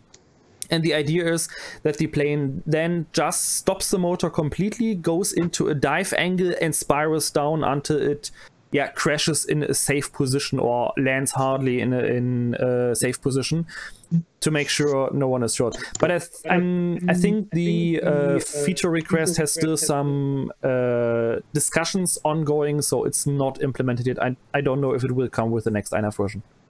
Yeah, I think that's a great idea. I think it's something that INAV definitely needs. And I think if INAV had, you know, a more full-featured in-flight menu system, it would be a perfect place to put it. You know, it could be at the bottom of the list, emergency landing mode, and it could activate that. You don't have to have a switch for it. You don't have to remember some complex... Well, Mark's one's actually quite elegant in the end, but, you know, yeah. Yeah, so before Steve falls asleep, I was just listening to you. And I watch these videos, and in the end, I see myself. I go like fast forward like 20 minutes, and there I am again. So I'm like, let you guys talk more. Yeah. Yeah, I think that's everything I could think of right now from the big new features. There will be smaller adjustments. I think I have recently looked at. Let me have a look. Yeah, you can also some smaller things. You can also select the speed source for your DJI OSD in the future. So you at the moment it's only ground speed, but then you can switch between ground speed, 3D speed, or air speed to be shown on the OSD. And this will also, or a similar change will also come to analog pilots, because right now every OSD element, like the scroll bars on the side and the scroll bars, are only usable for ground speed. And in the future, you will have a global setting if you want to have your 3D speed, airspeed, or ground speed on the scroll bars, and also used for other features, like for the programming tab, for logic conditions and all that stuff. You have more options, and you have one global setting to what speed value you want to use then. What else? There was something more. And please, Jet, don't ask for H743. I have no idea if it will be ready. That was the first thing Henrik said when he got in the chat. It always is. It's Henrik's classic move. There's a couple of little things. Nothing major. So in the configurator, the modes page is going to be reordered, so things should be easier to find. So all the flight modes are going to be grouped together. Then say all the stuff to do with cameras, OSD will be grouped together. So it's just a tidy up. And Alex was looking to implement some cool things that will help. I think one was like a dummy acro mode. So if you don't have anything selected, acro mode will light up. Just so you can see that it's enabled, because people still sort of struggle with nothing selected being acro, which is understandable, especially for new people. So that was something Alex was looking into. We also talked about maybe trying to get the beta flight thing brought over. So if you're changing your modes, you can actually choose auto and then flick the switch, and then it will bring that channel into the box, so you don't have to remember what channel everything's on.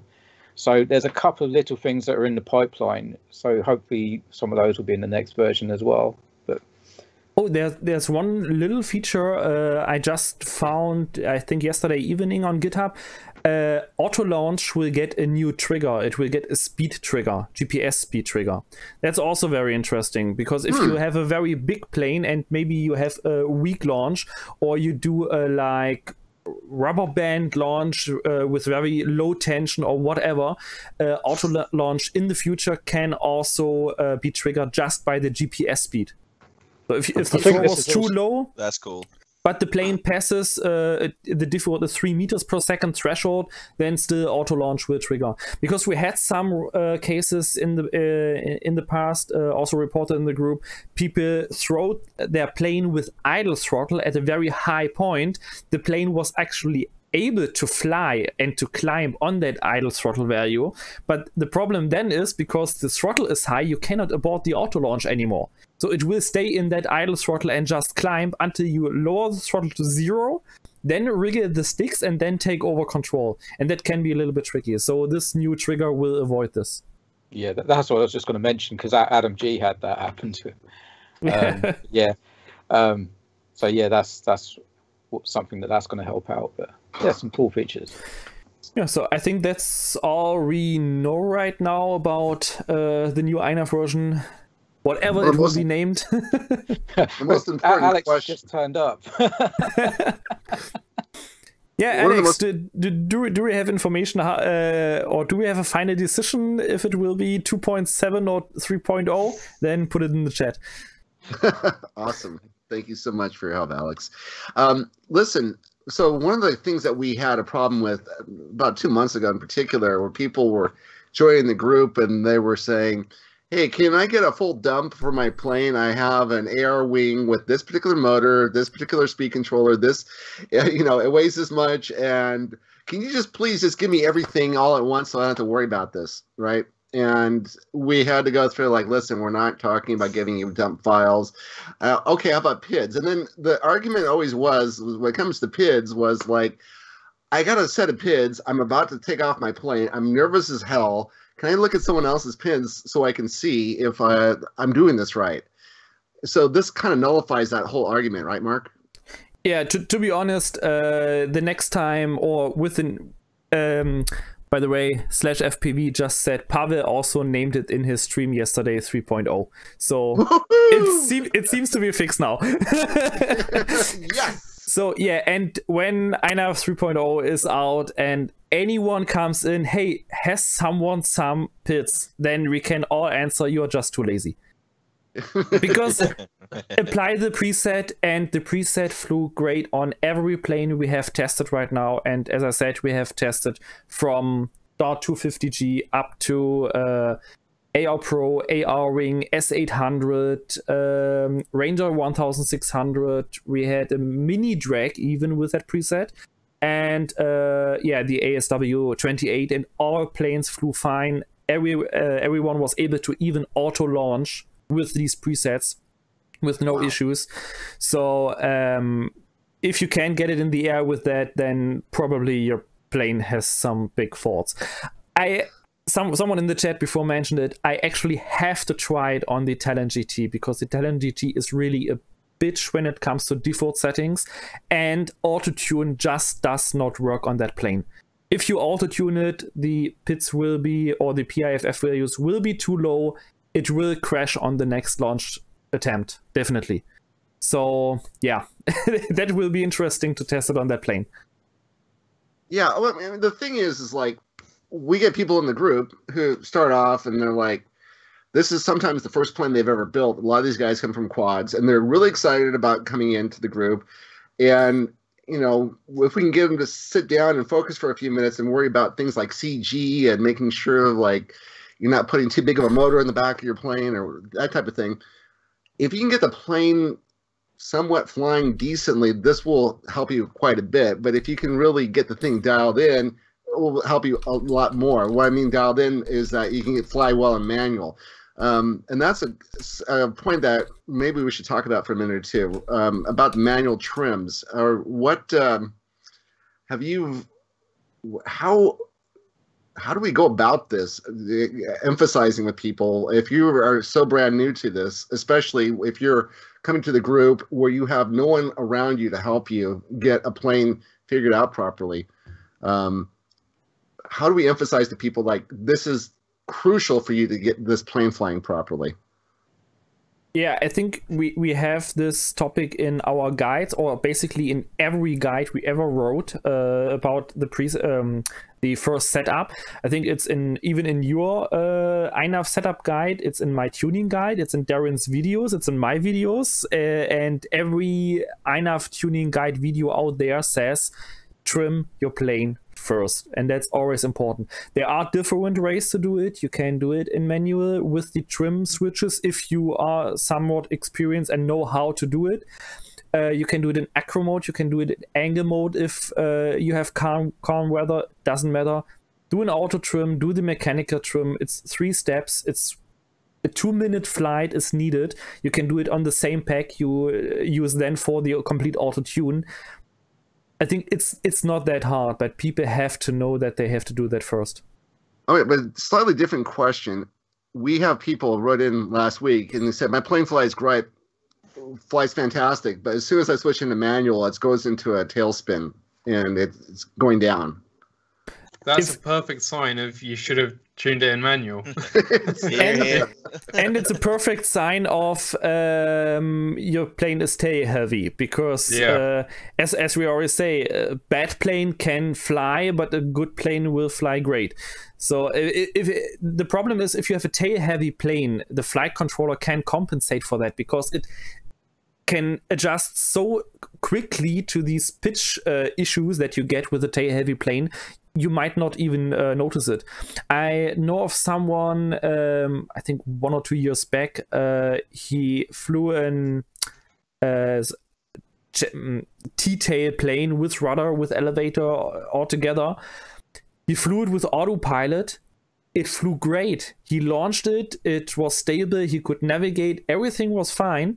But then he switched into manual mode. He completely... The tail basically flipped over and the plane fell backwards to the ground. That was how tail heavy it was. And the flight controller was able to compensate for that. But yeah, you have to test your plane in manual mode, and you have to make sure the CG is right. The mechanics have to be good at least. Okay, fantastic. What do you think as far as for this next, if you're a guy who has a plane that's ready to launch, you're in COVID lockdown right now, would you, and you're not really super, like this is maybe your first time flying a plane, would you be smarter to wait till this next version of INAV is out before you start going through this whole process? Depends. I think in theory you could use the preset as you already did, or the testers did. Yes. You could use this preset on any plane, even on 2.6 or 2.5. With 2.5, you will get some CLI errors because there are things in there that are not supported by 2.5 yet. But with the rates and the PIFF values in this preset, you can theoretically launch any plane in manual, in auto launch already to get it flying. So I think there's no reason to wait explicitly for INAV 3.0. Okay. Do we have an idea when INAV 3.0 is coming out? I'm sure that's probably the first question people are going to have. Yeah, the maybe beta. I can just repeat Pavel here. So he thinks the first release candidate's in end of May, and a release, if nothing goes wrong, somewhere in June. Wow. Okay. So it's still a while till it will be released. I will add to what you were talking about there, though, with if this is your first plane and you haven't ever flown a plane before, then, you know, forget about whatever your AR Wing Pro with INAV that you have at the moment and get a Bixler without a flight controller and fly it, you know, get used to it. Then once you've learned how to fly a plane line of sight manually, then go to your AR Wing Pro with the flight controller and all that kind of thing. Yeah, of course, absolutely. You should be able to fly a plane at least. I just think I have to like prefix any sort of conversation along those lines with that, because otherwise people think it's an endorsement for getting an AR Wing Pro with an F765 and, you know. And when he talks about that, what he means is don't go to your local park and launch it and have it land in a tree, you know. Or hit a person, you know. Yeah, you want to go into the biggest field you can possibly find with nothing around. And launch that Bixler, right? And you get that thing flying. Yeah. I mean, in my opinion, I would rather recommend something like the ZOHD Drift, because it just takes some slight crashes a bit better than a Bixler. Yeah, okay. I mean, I've never flown a Drift, but from what I've seen, it's probably just about as good as a Bixler for learning to fly. So yeah, absolutely, and it's even slower, so you don't go too far away too quickly, especially if you fly line of sight. And maybe I think it might be even a good idea to get something like just the ZOHD Copilot. You throw it in. It's a few stick commands to set it up, and then you have this this safety net at least, but you still can learn to fly line of sight. And yeah, James Mega has also made a really good point. Simulators, you know, even a first step before a Bixler or a ZOHD Drift, you know, a few hours on a simulator will do you wonders. Agree on that, but please not the Rings sim. Not Rings. That's more a game than the sim.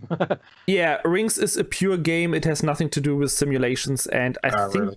Can you even go to line of sight in Rings? I'm not sure. I think you can. Yeah, like it's out of all. I mean, I don't get on with simulators anyway. Not, but I'm not recommended and not using them. They are really good, but for me, I just don't get the depth perception, which is something that you know, in reality you can get, but the Wings is really just a game. It's not really a proper simulator. You can do FPV and line of sight, but yeah, something a bit more geared towards learning rather than having fun. You know, yeah, sure. Darren, but you can still have fun. I know that it's a bit outdated, but I really love Phoenix. That's what I learned to fly on essentially, or at least, you know, doing aerobatics and stuff. So I think I had Phoenix is fine. Yeah, I think I had that in the past when I did a few tests. I was searching for some simulators, and to be honest, there are currently not really simulators around anymore that are still developed. There's one simulator, it has really absolute crap graphics like smartphone games from 5 years ago or 10 years ago. And yeah, I remember what I actually learned to fly on. This was back in like 2005 or whatever, was Flying Model Simulator. Oh. If any of you have heard of that, it's quite an experience flying on that simulator.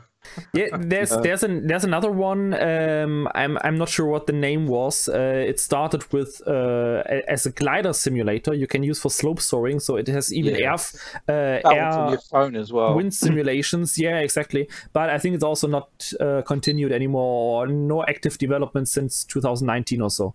But no, there are a few current developments. I mean, Phoenix that Luke mentioned is a good one because it's not been developed for a while, so it'll run on older computers absolutely fine, and you can pick it up cheap. But you can get like their Real Flight, they're still developing. I think they're on 9.5 now. Yeah, I mean it's expensive. It's about 90 quid. Or there's Aerofly, which I think's on version 8, which is even more expensive. But they're both really good simulators. But Phoenix is absolutely fine. I used to use Phoenix. And I mean, yeah, simulator. Did you say 90? That's it. Yeah, Pico Sim. Wolf has put it in. That's what I was talking about. And you're muted, Mark. Oh, no, I'm not. Oh, I muted here. Yeah, I pressed the wrong button. Oh, good. So, yeah, PicoSim. I think that was the one that started as a glider, and then they added some motor models later. And yeah, it looks like crap, but it's great to get just a feeling to fly line of sight. I mean, you don't have to train for acrobatics or 3D and loops and rolls and all that stuff. Just fly some circuits around you, just make a landing, a few landings, make a few launches. Okay, you can't simulate the launch, but you can simulate the landings. I think that's all that is all what is needed.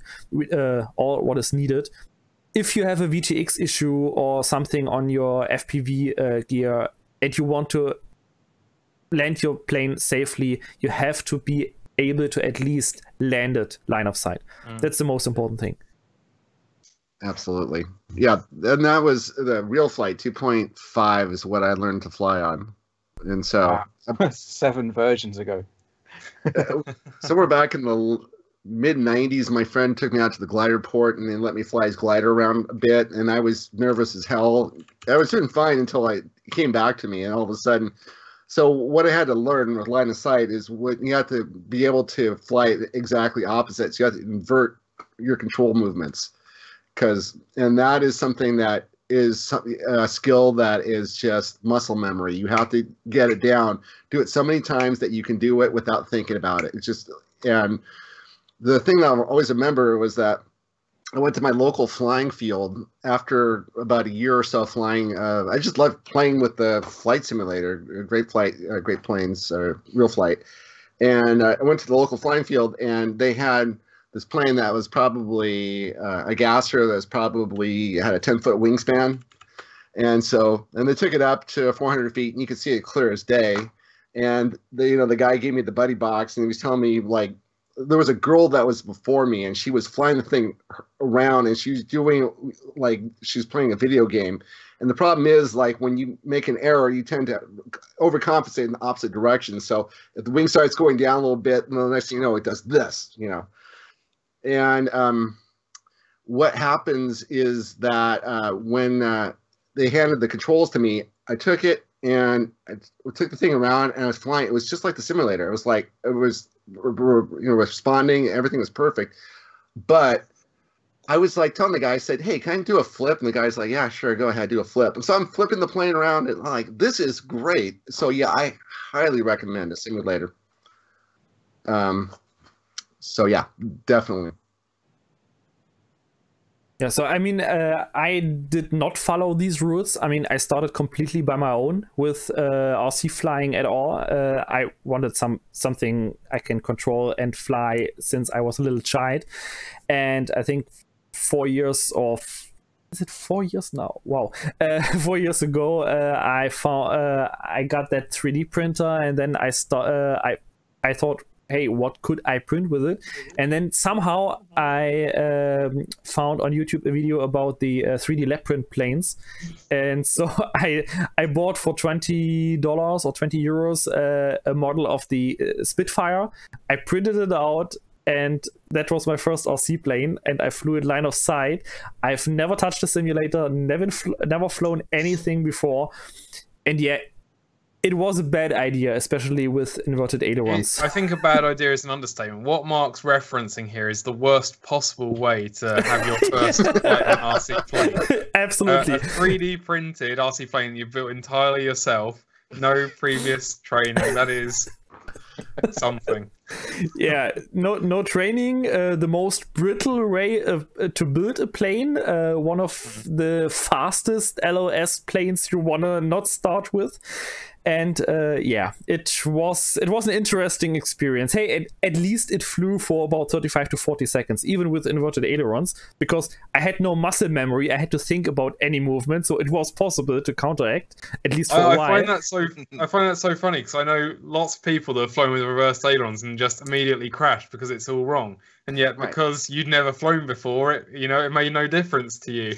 Yeah, I had to think about any movement, everything I did, and so of course after a while the muscle memory I had from computer games kicked in. So I got a gust from the left, and my instinct corrected to With more against left. the gust, but to roll left. So yeah, that was the end of that flight. There's, by the way, if you look at my channel, to the oldest videos, I think it was the first or second video on my channel right now. There is this maiden flight with the Spitfire. Yeah, I have to watch that one. yeah, you have to watch it. And I ran through a few iterations. I think it's the third set of wings and the fourth fuselage that's still laying here. I have crashed a few until I got the AR ring and started FPV. But I flew. When it crashed, did you say, "Oh, shysta"? When yeah, exactly. I'm like, I'll go back to see that.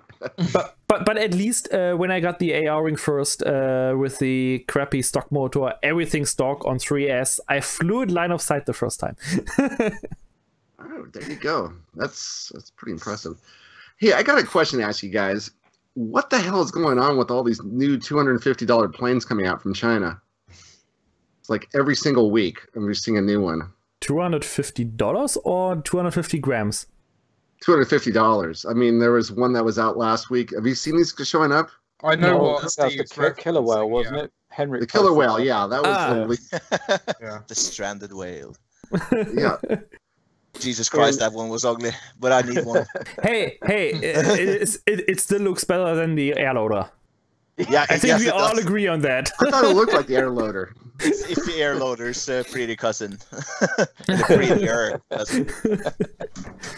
I'm Yeah, like, but I you think look at the the specs on it. I don't have the specs open, The- but I was looking at it. It had like a no-name motor. It was just like for $250. You know, at least when you're buying an AR Pro and you're spending I don't know what they're going for with the PMP. It's about $150 or so. At least you're getting something decent. The motors are fantastic. The servos are great. This was kind of like all second rate. I mean, motors I never heard of before. Oh, we're looking at right now. Oh, yes. yeah, here we have it. The killer whale.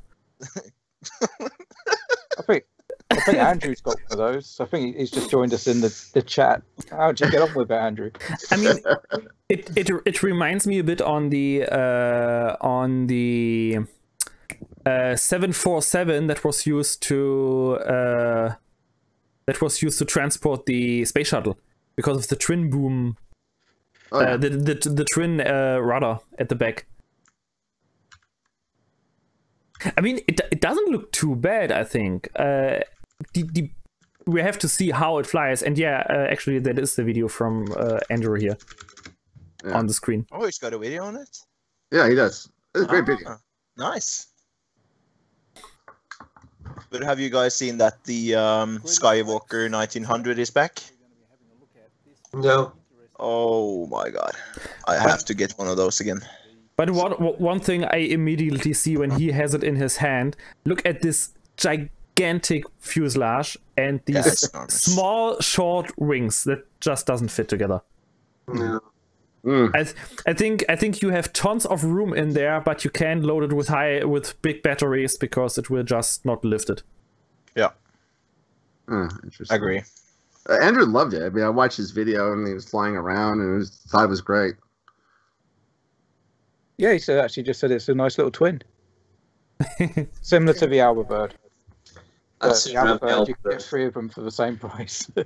Yeah, totally. You know, in the Albert for what, $135 is like for the PMP has decent Sunny Sky motors on it, and so it's like I don't know what they're thinking with this thing, but what this does have is really nice FPV mounts for all the different cameras. So. Yeah. I just saw that Andrew is in the chat. Yeah, Andrew, what batteries did you use in that? So it would be interesting how much it can actually lift because before it gets too fast to safely land on grass or so. I think Andrew used a 3000 for us, but he did say that 2 3000s would fit. Yeah, okay. No tip stalls. Fitting in based That's on much room. better than the air loader then.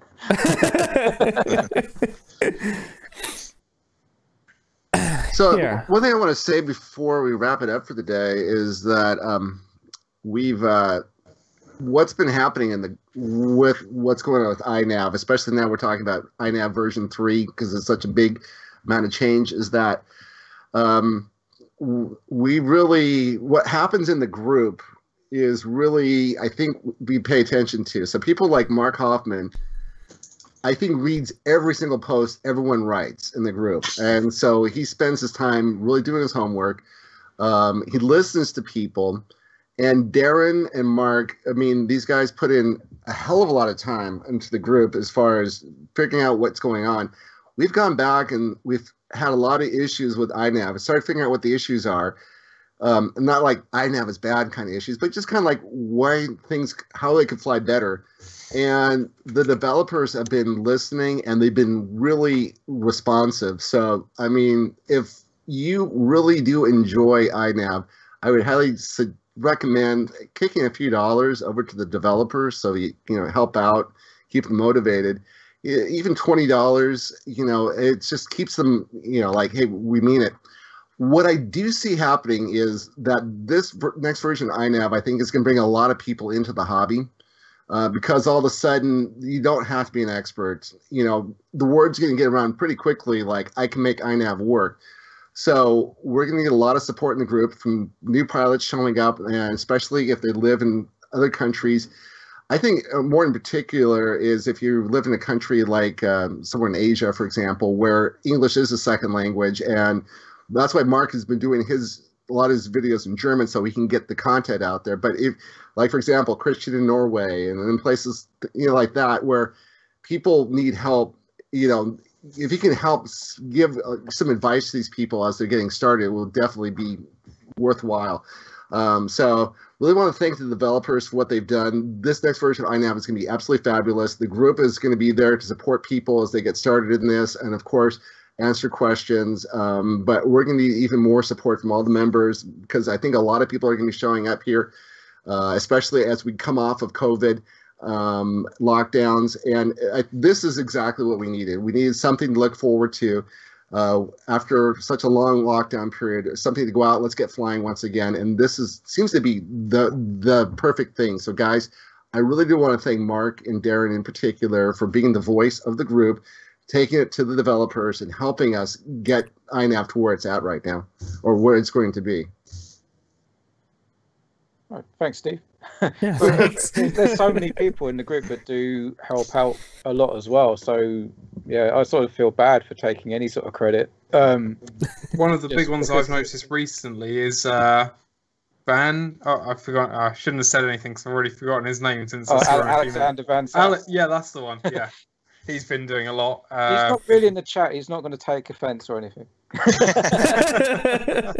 saw his name literally like 2 minutes ago. I don't know what's wrong with me. Yeah, I've seen him in the group a lot, and he's quite an active developer for INAV stuff. So, yeah. And he's a really cool guy. I've only chatted with him like on GitHub, and we've had a few private messages. But he's really cool guy. Yeah, and he lots of really good ideas. And he did actually develop the overhaul of the auto-tune process with the rates, and I think also the PIDFF controller. That's also his baby. So yeah, I also talked with Pavel a little bit or a lot, and he said Alex was so active in the development during the last months. It's absolutely crazy. It's like he's doing it as a full-time job at the moment. But yeah, big thanks to him, absolutely, to bring all the new stuff in there. So yeah, this is a community effort, and that's the thing. We don't have the funding. Like an autopilot, we don't have government contracts backing us up. This is all, the developers are hobbyists as well. So, but it's absolutely amazing to see what we're doing right now as far as how fast we can make things change. And I've never seen so much change. Have you guys noticed the conversations? Because what I've noticed up until about, I say INAV 2.5 is kind of like, here's what Betaflight's done, here's how we've improved it. And that seems to be what, and then, here's a little something for the fixed wing guys, but this is all the changes that we've done in correspondence to Betaflight. Now, all of a sudden, it seems like we're not even talking about Betaflight anymore. We're just talking about fixed wings. So what's happened with the developers? I mean, have they just why all of a sudden the big change for fixed wing? Yeah, I think it was just the ideas that came up that were interesting in this point. And maybe the lockdown and a lot of time, a lot of free time. Fantastic. Well, it's going to be great. So before we go, let me ask Christian. He's like, you're a guy who came out of autopilot and you went to INAV and never went back. What was it about even 1.9? This is a hell of a long time ago you made this switch. What was it about INAV that made you want to stay? Integrated OSD and user friendliness. Yeah. That was quick. Yeah, it's a totally different world. Yeah, the change was incredible for me. My first planes didn't fly very good, but once you get the hang of the tuning and everything, the pieces starts to fall into place. Yeah. Perfect. Okay. Well, that's seems like a great way to end it there. Really had. Go ahead. I mean, just one point about that. I mean, we all know autopilot can do more than INAV, much more, especially on navigation and automation stuff, and ground control stuff, and all this. But I think even in real life, you don't buy a 40-ton truck if you want to go shopping some now and then. So yeah, you know what I mean. It's just unless you're American. I mean, watch it, Barry Gibb. It's totally converting to Teslas. Yeah, I mean, in the most cases, autopilot is just absolute overkill for generic FPV pilots. Yeah, it has its place, sure, and I will build another autoplane setup too, I think very soon. So the Sky Hunter Racing somewhere up here will get autoplane because it will become a micro VTOL, and that's just not possible with INAV at the moment. And I think the XUAV clouds that I'm planning for summer will also get autopilot, just because I want to have a very, very big cruiser for full autonomous missions, for pen and tilt systems with point of interest fixation and all that stuff. So I want to have that to really try these features, but the standard planes I have, there's no reason to merge them. I agree 100%. Did we want to have a little chat about a little plane that's turning up quite soon? Yeah, sure. We can quickly talk about it. I'm wondering what the chat says about. I mean, in the group, it was a lot of people were very interested in that one. Let me just quickly open the page. Didn't I had the PDF open somewhere? Yeah, here we go.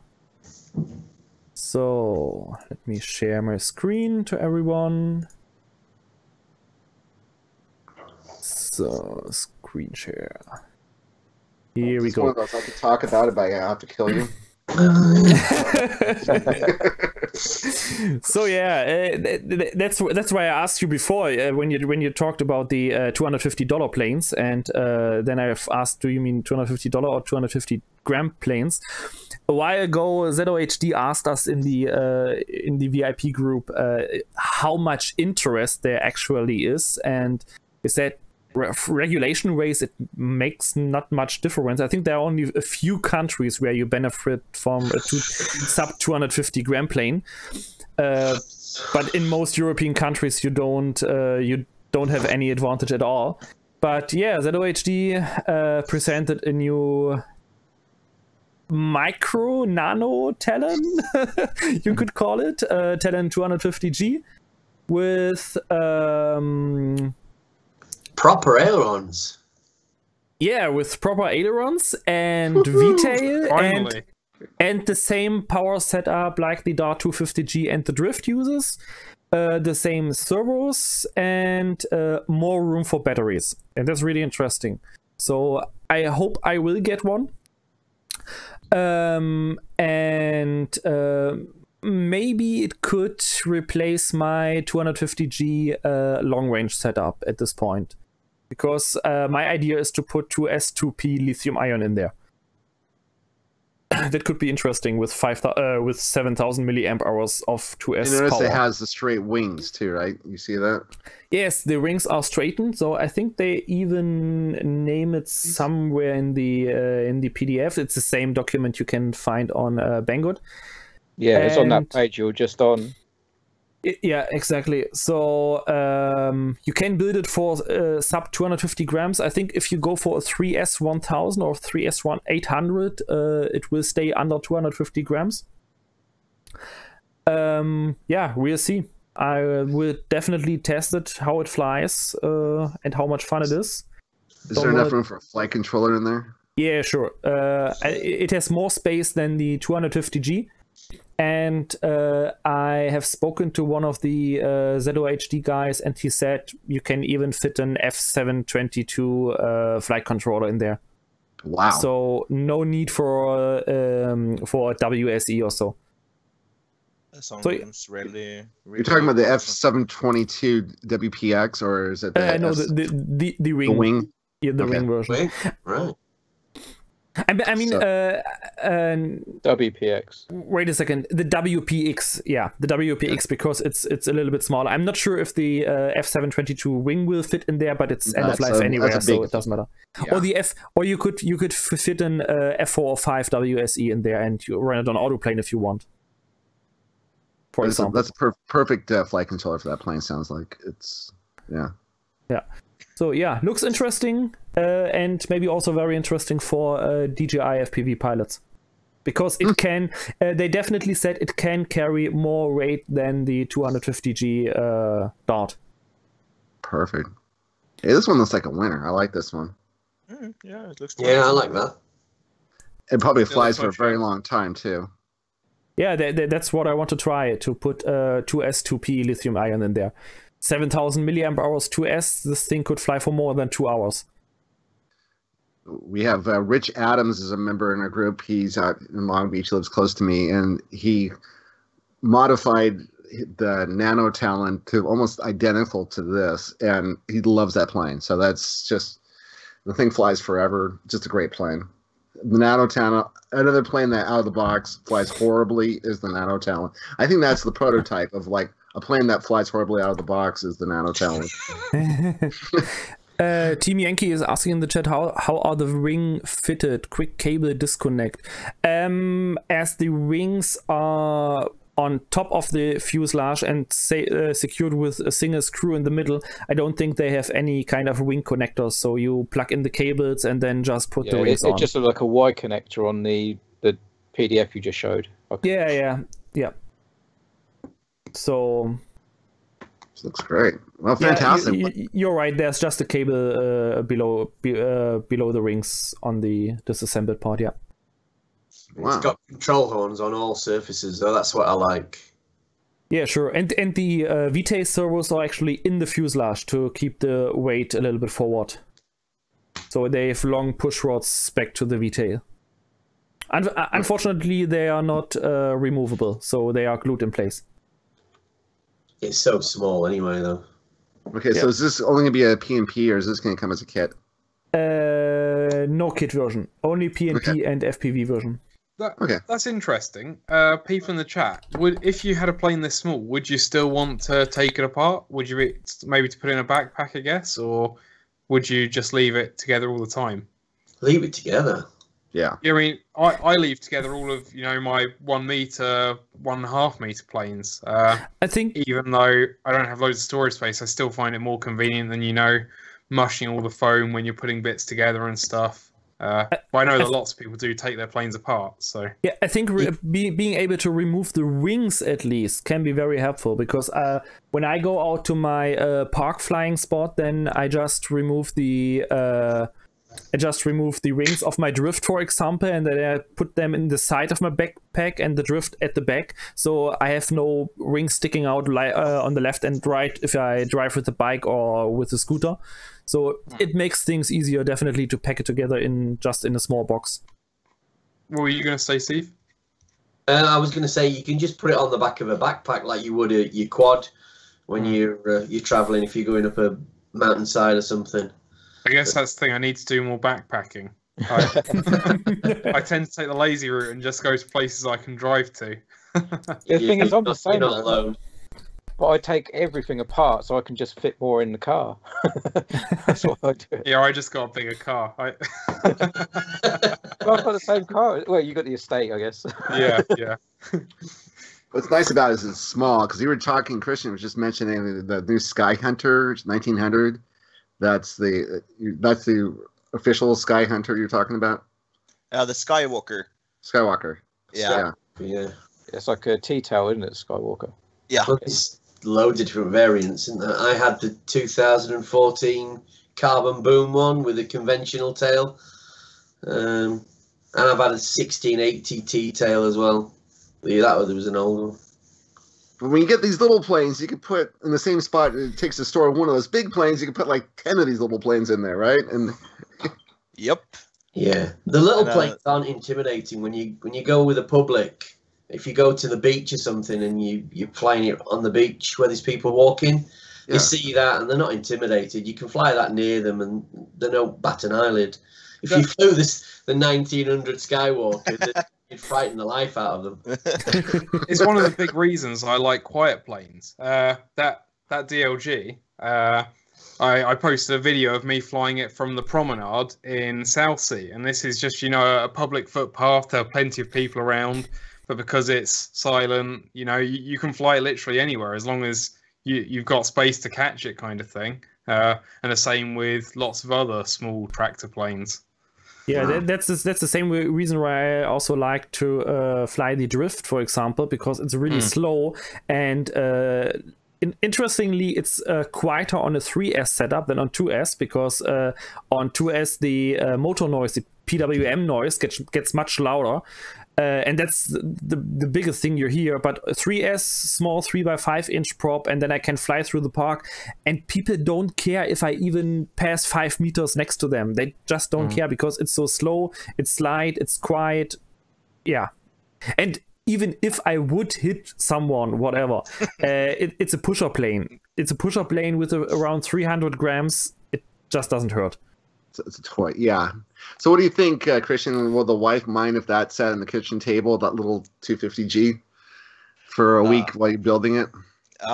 She's began to be quite used to it now. So I actually still have the FX79 on the kitchen dinner table still, with lots of wires and shit all over the place. So yeah. We'll see after this talk if I'm still alive and I can see the morning light tomorrow. So it looks like we have a hit on our hands, or Zod has a hit on his hands with this next plane. So make 2 batches, okay, for this next one. Don't run out of, make us wait a week like you did last time on the AR Pro. I think this is going to be a big seller. People are going to love this plane, especially. I like it because you can actually put a decent-sized flight controller in there, like the F405W. SE, fantastic flight controller for this plane. Yeah, absolutely. And I think my guess why they don't make a kit version anymore is because the shipping costs from China to Europe raised in the last few months, or in the last half year, massively. And I think a very big part you don't see in the price at the end, but a very big part is the shipping to get it to Europe. And even if they would remove the servos and the motor, the price would maybe drop $10 or so. And I think then it doesn't make any sense anymore to provide a kit version. Then if you want to put your own motor on it, get the PNP version, replace the motor. You still have, in this case, 4 servos for free. And these servos are actually good, the ZOHD 4.5 gram servos. Yeah. So Zod, you can ship a whole container full of these planes. You can put them in my driveway. For the United States, I know they'll sell that quickly. My wife would be crazy about the idea. Could save shipping costs. Just drop ship it to Cheeto Hills, California, and you'll know the house because you'll see my wife's car taken off and never coming back again. She'll be that'll be the end of it. So, guys, thank you so much. This has been a great episode. This has been, it came together kind of last minute, but man, this is so much good stuff to talk about. Probably one of my favorite episodes so far. So, guys, thank you for being here today. Thank you, Steve. Yeah, thank you. Thank you, Steve. Nice All to meet right. Everyone wave bye-bye. Bye-bye. Bye, chat. Bye Bye-bye. Bye-bye. Okay, stream stopped. I've just remembered a question.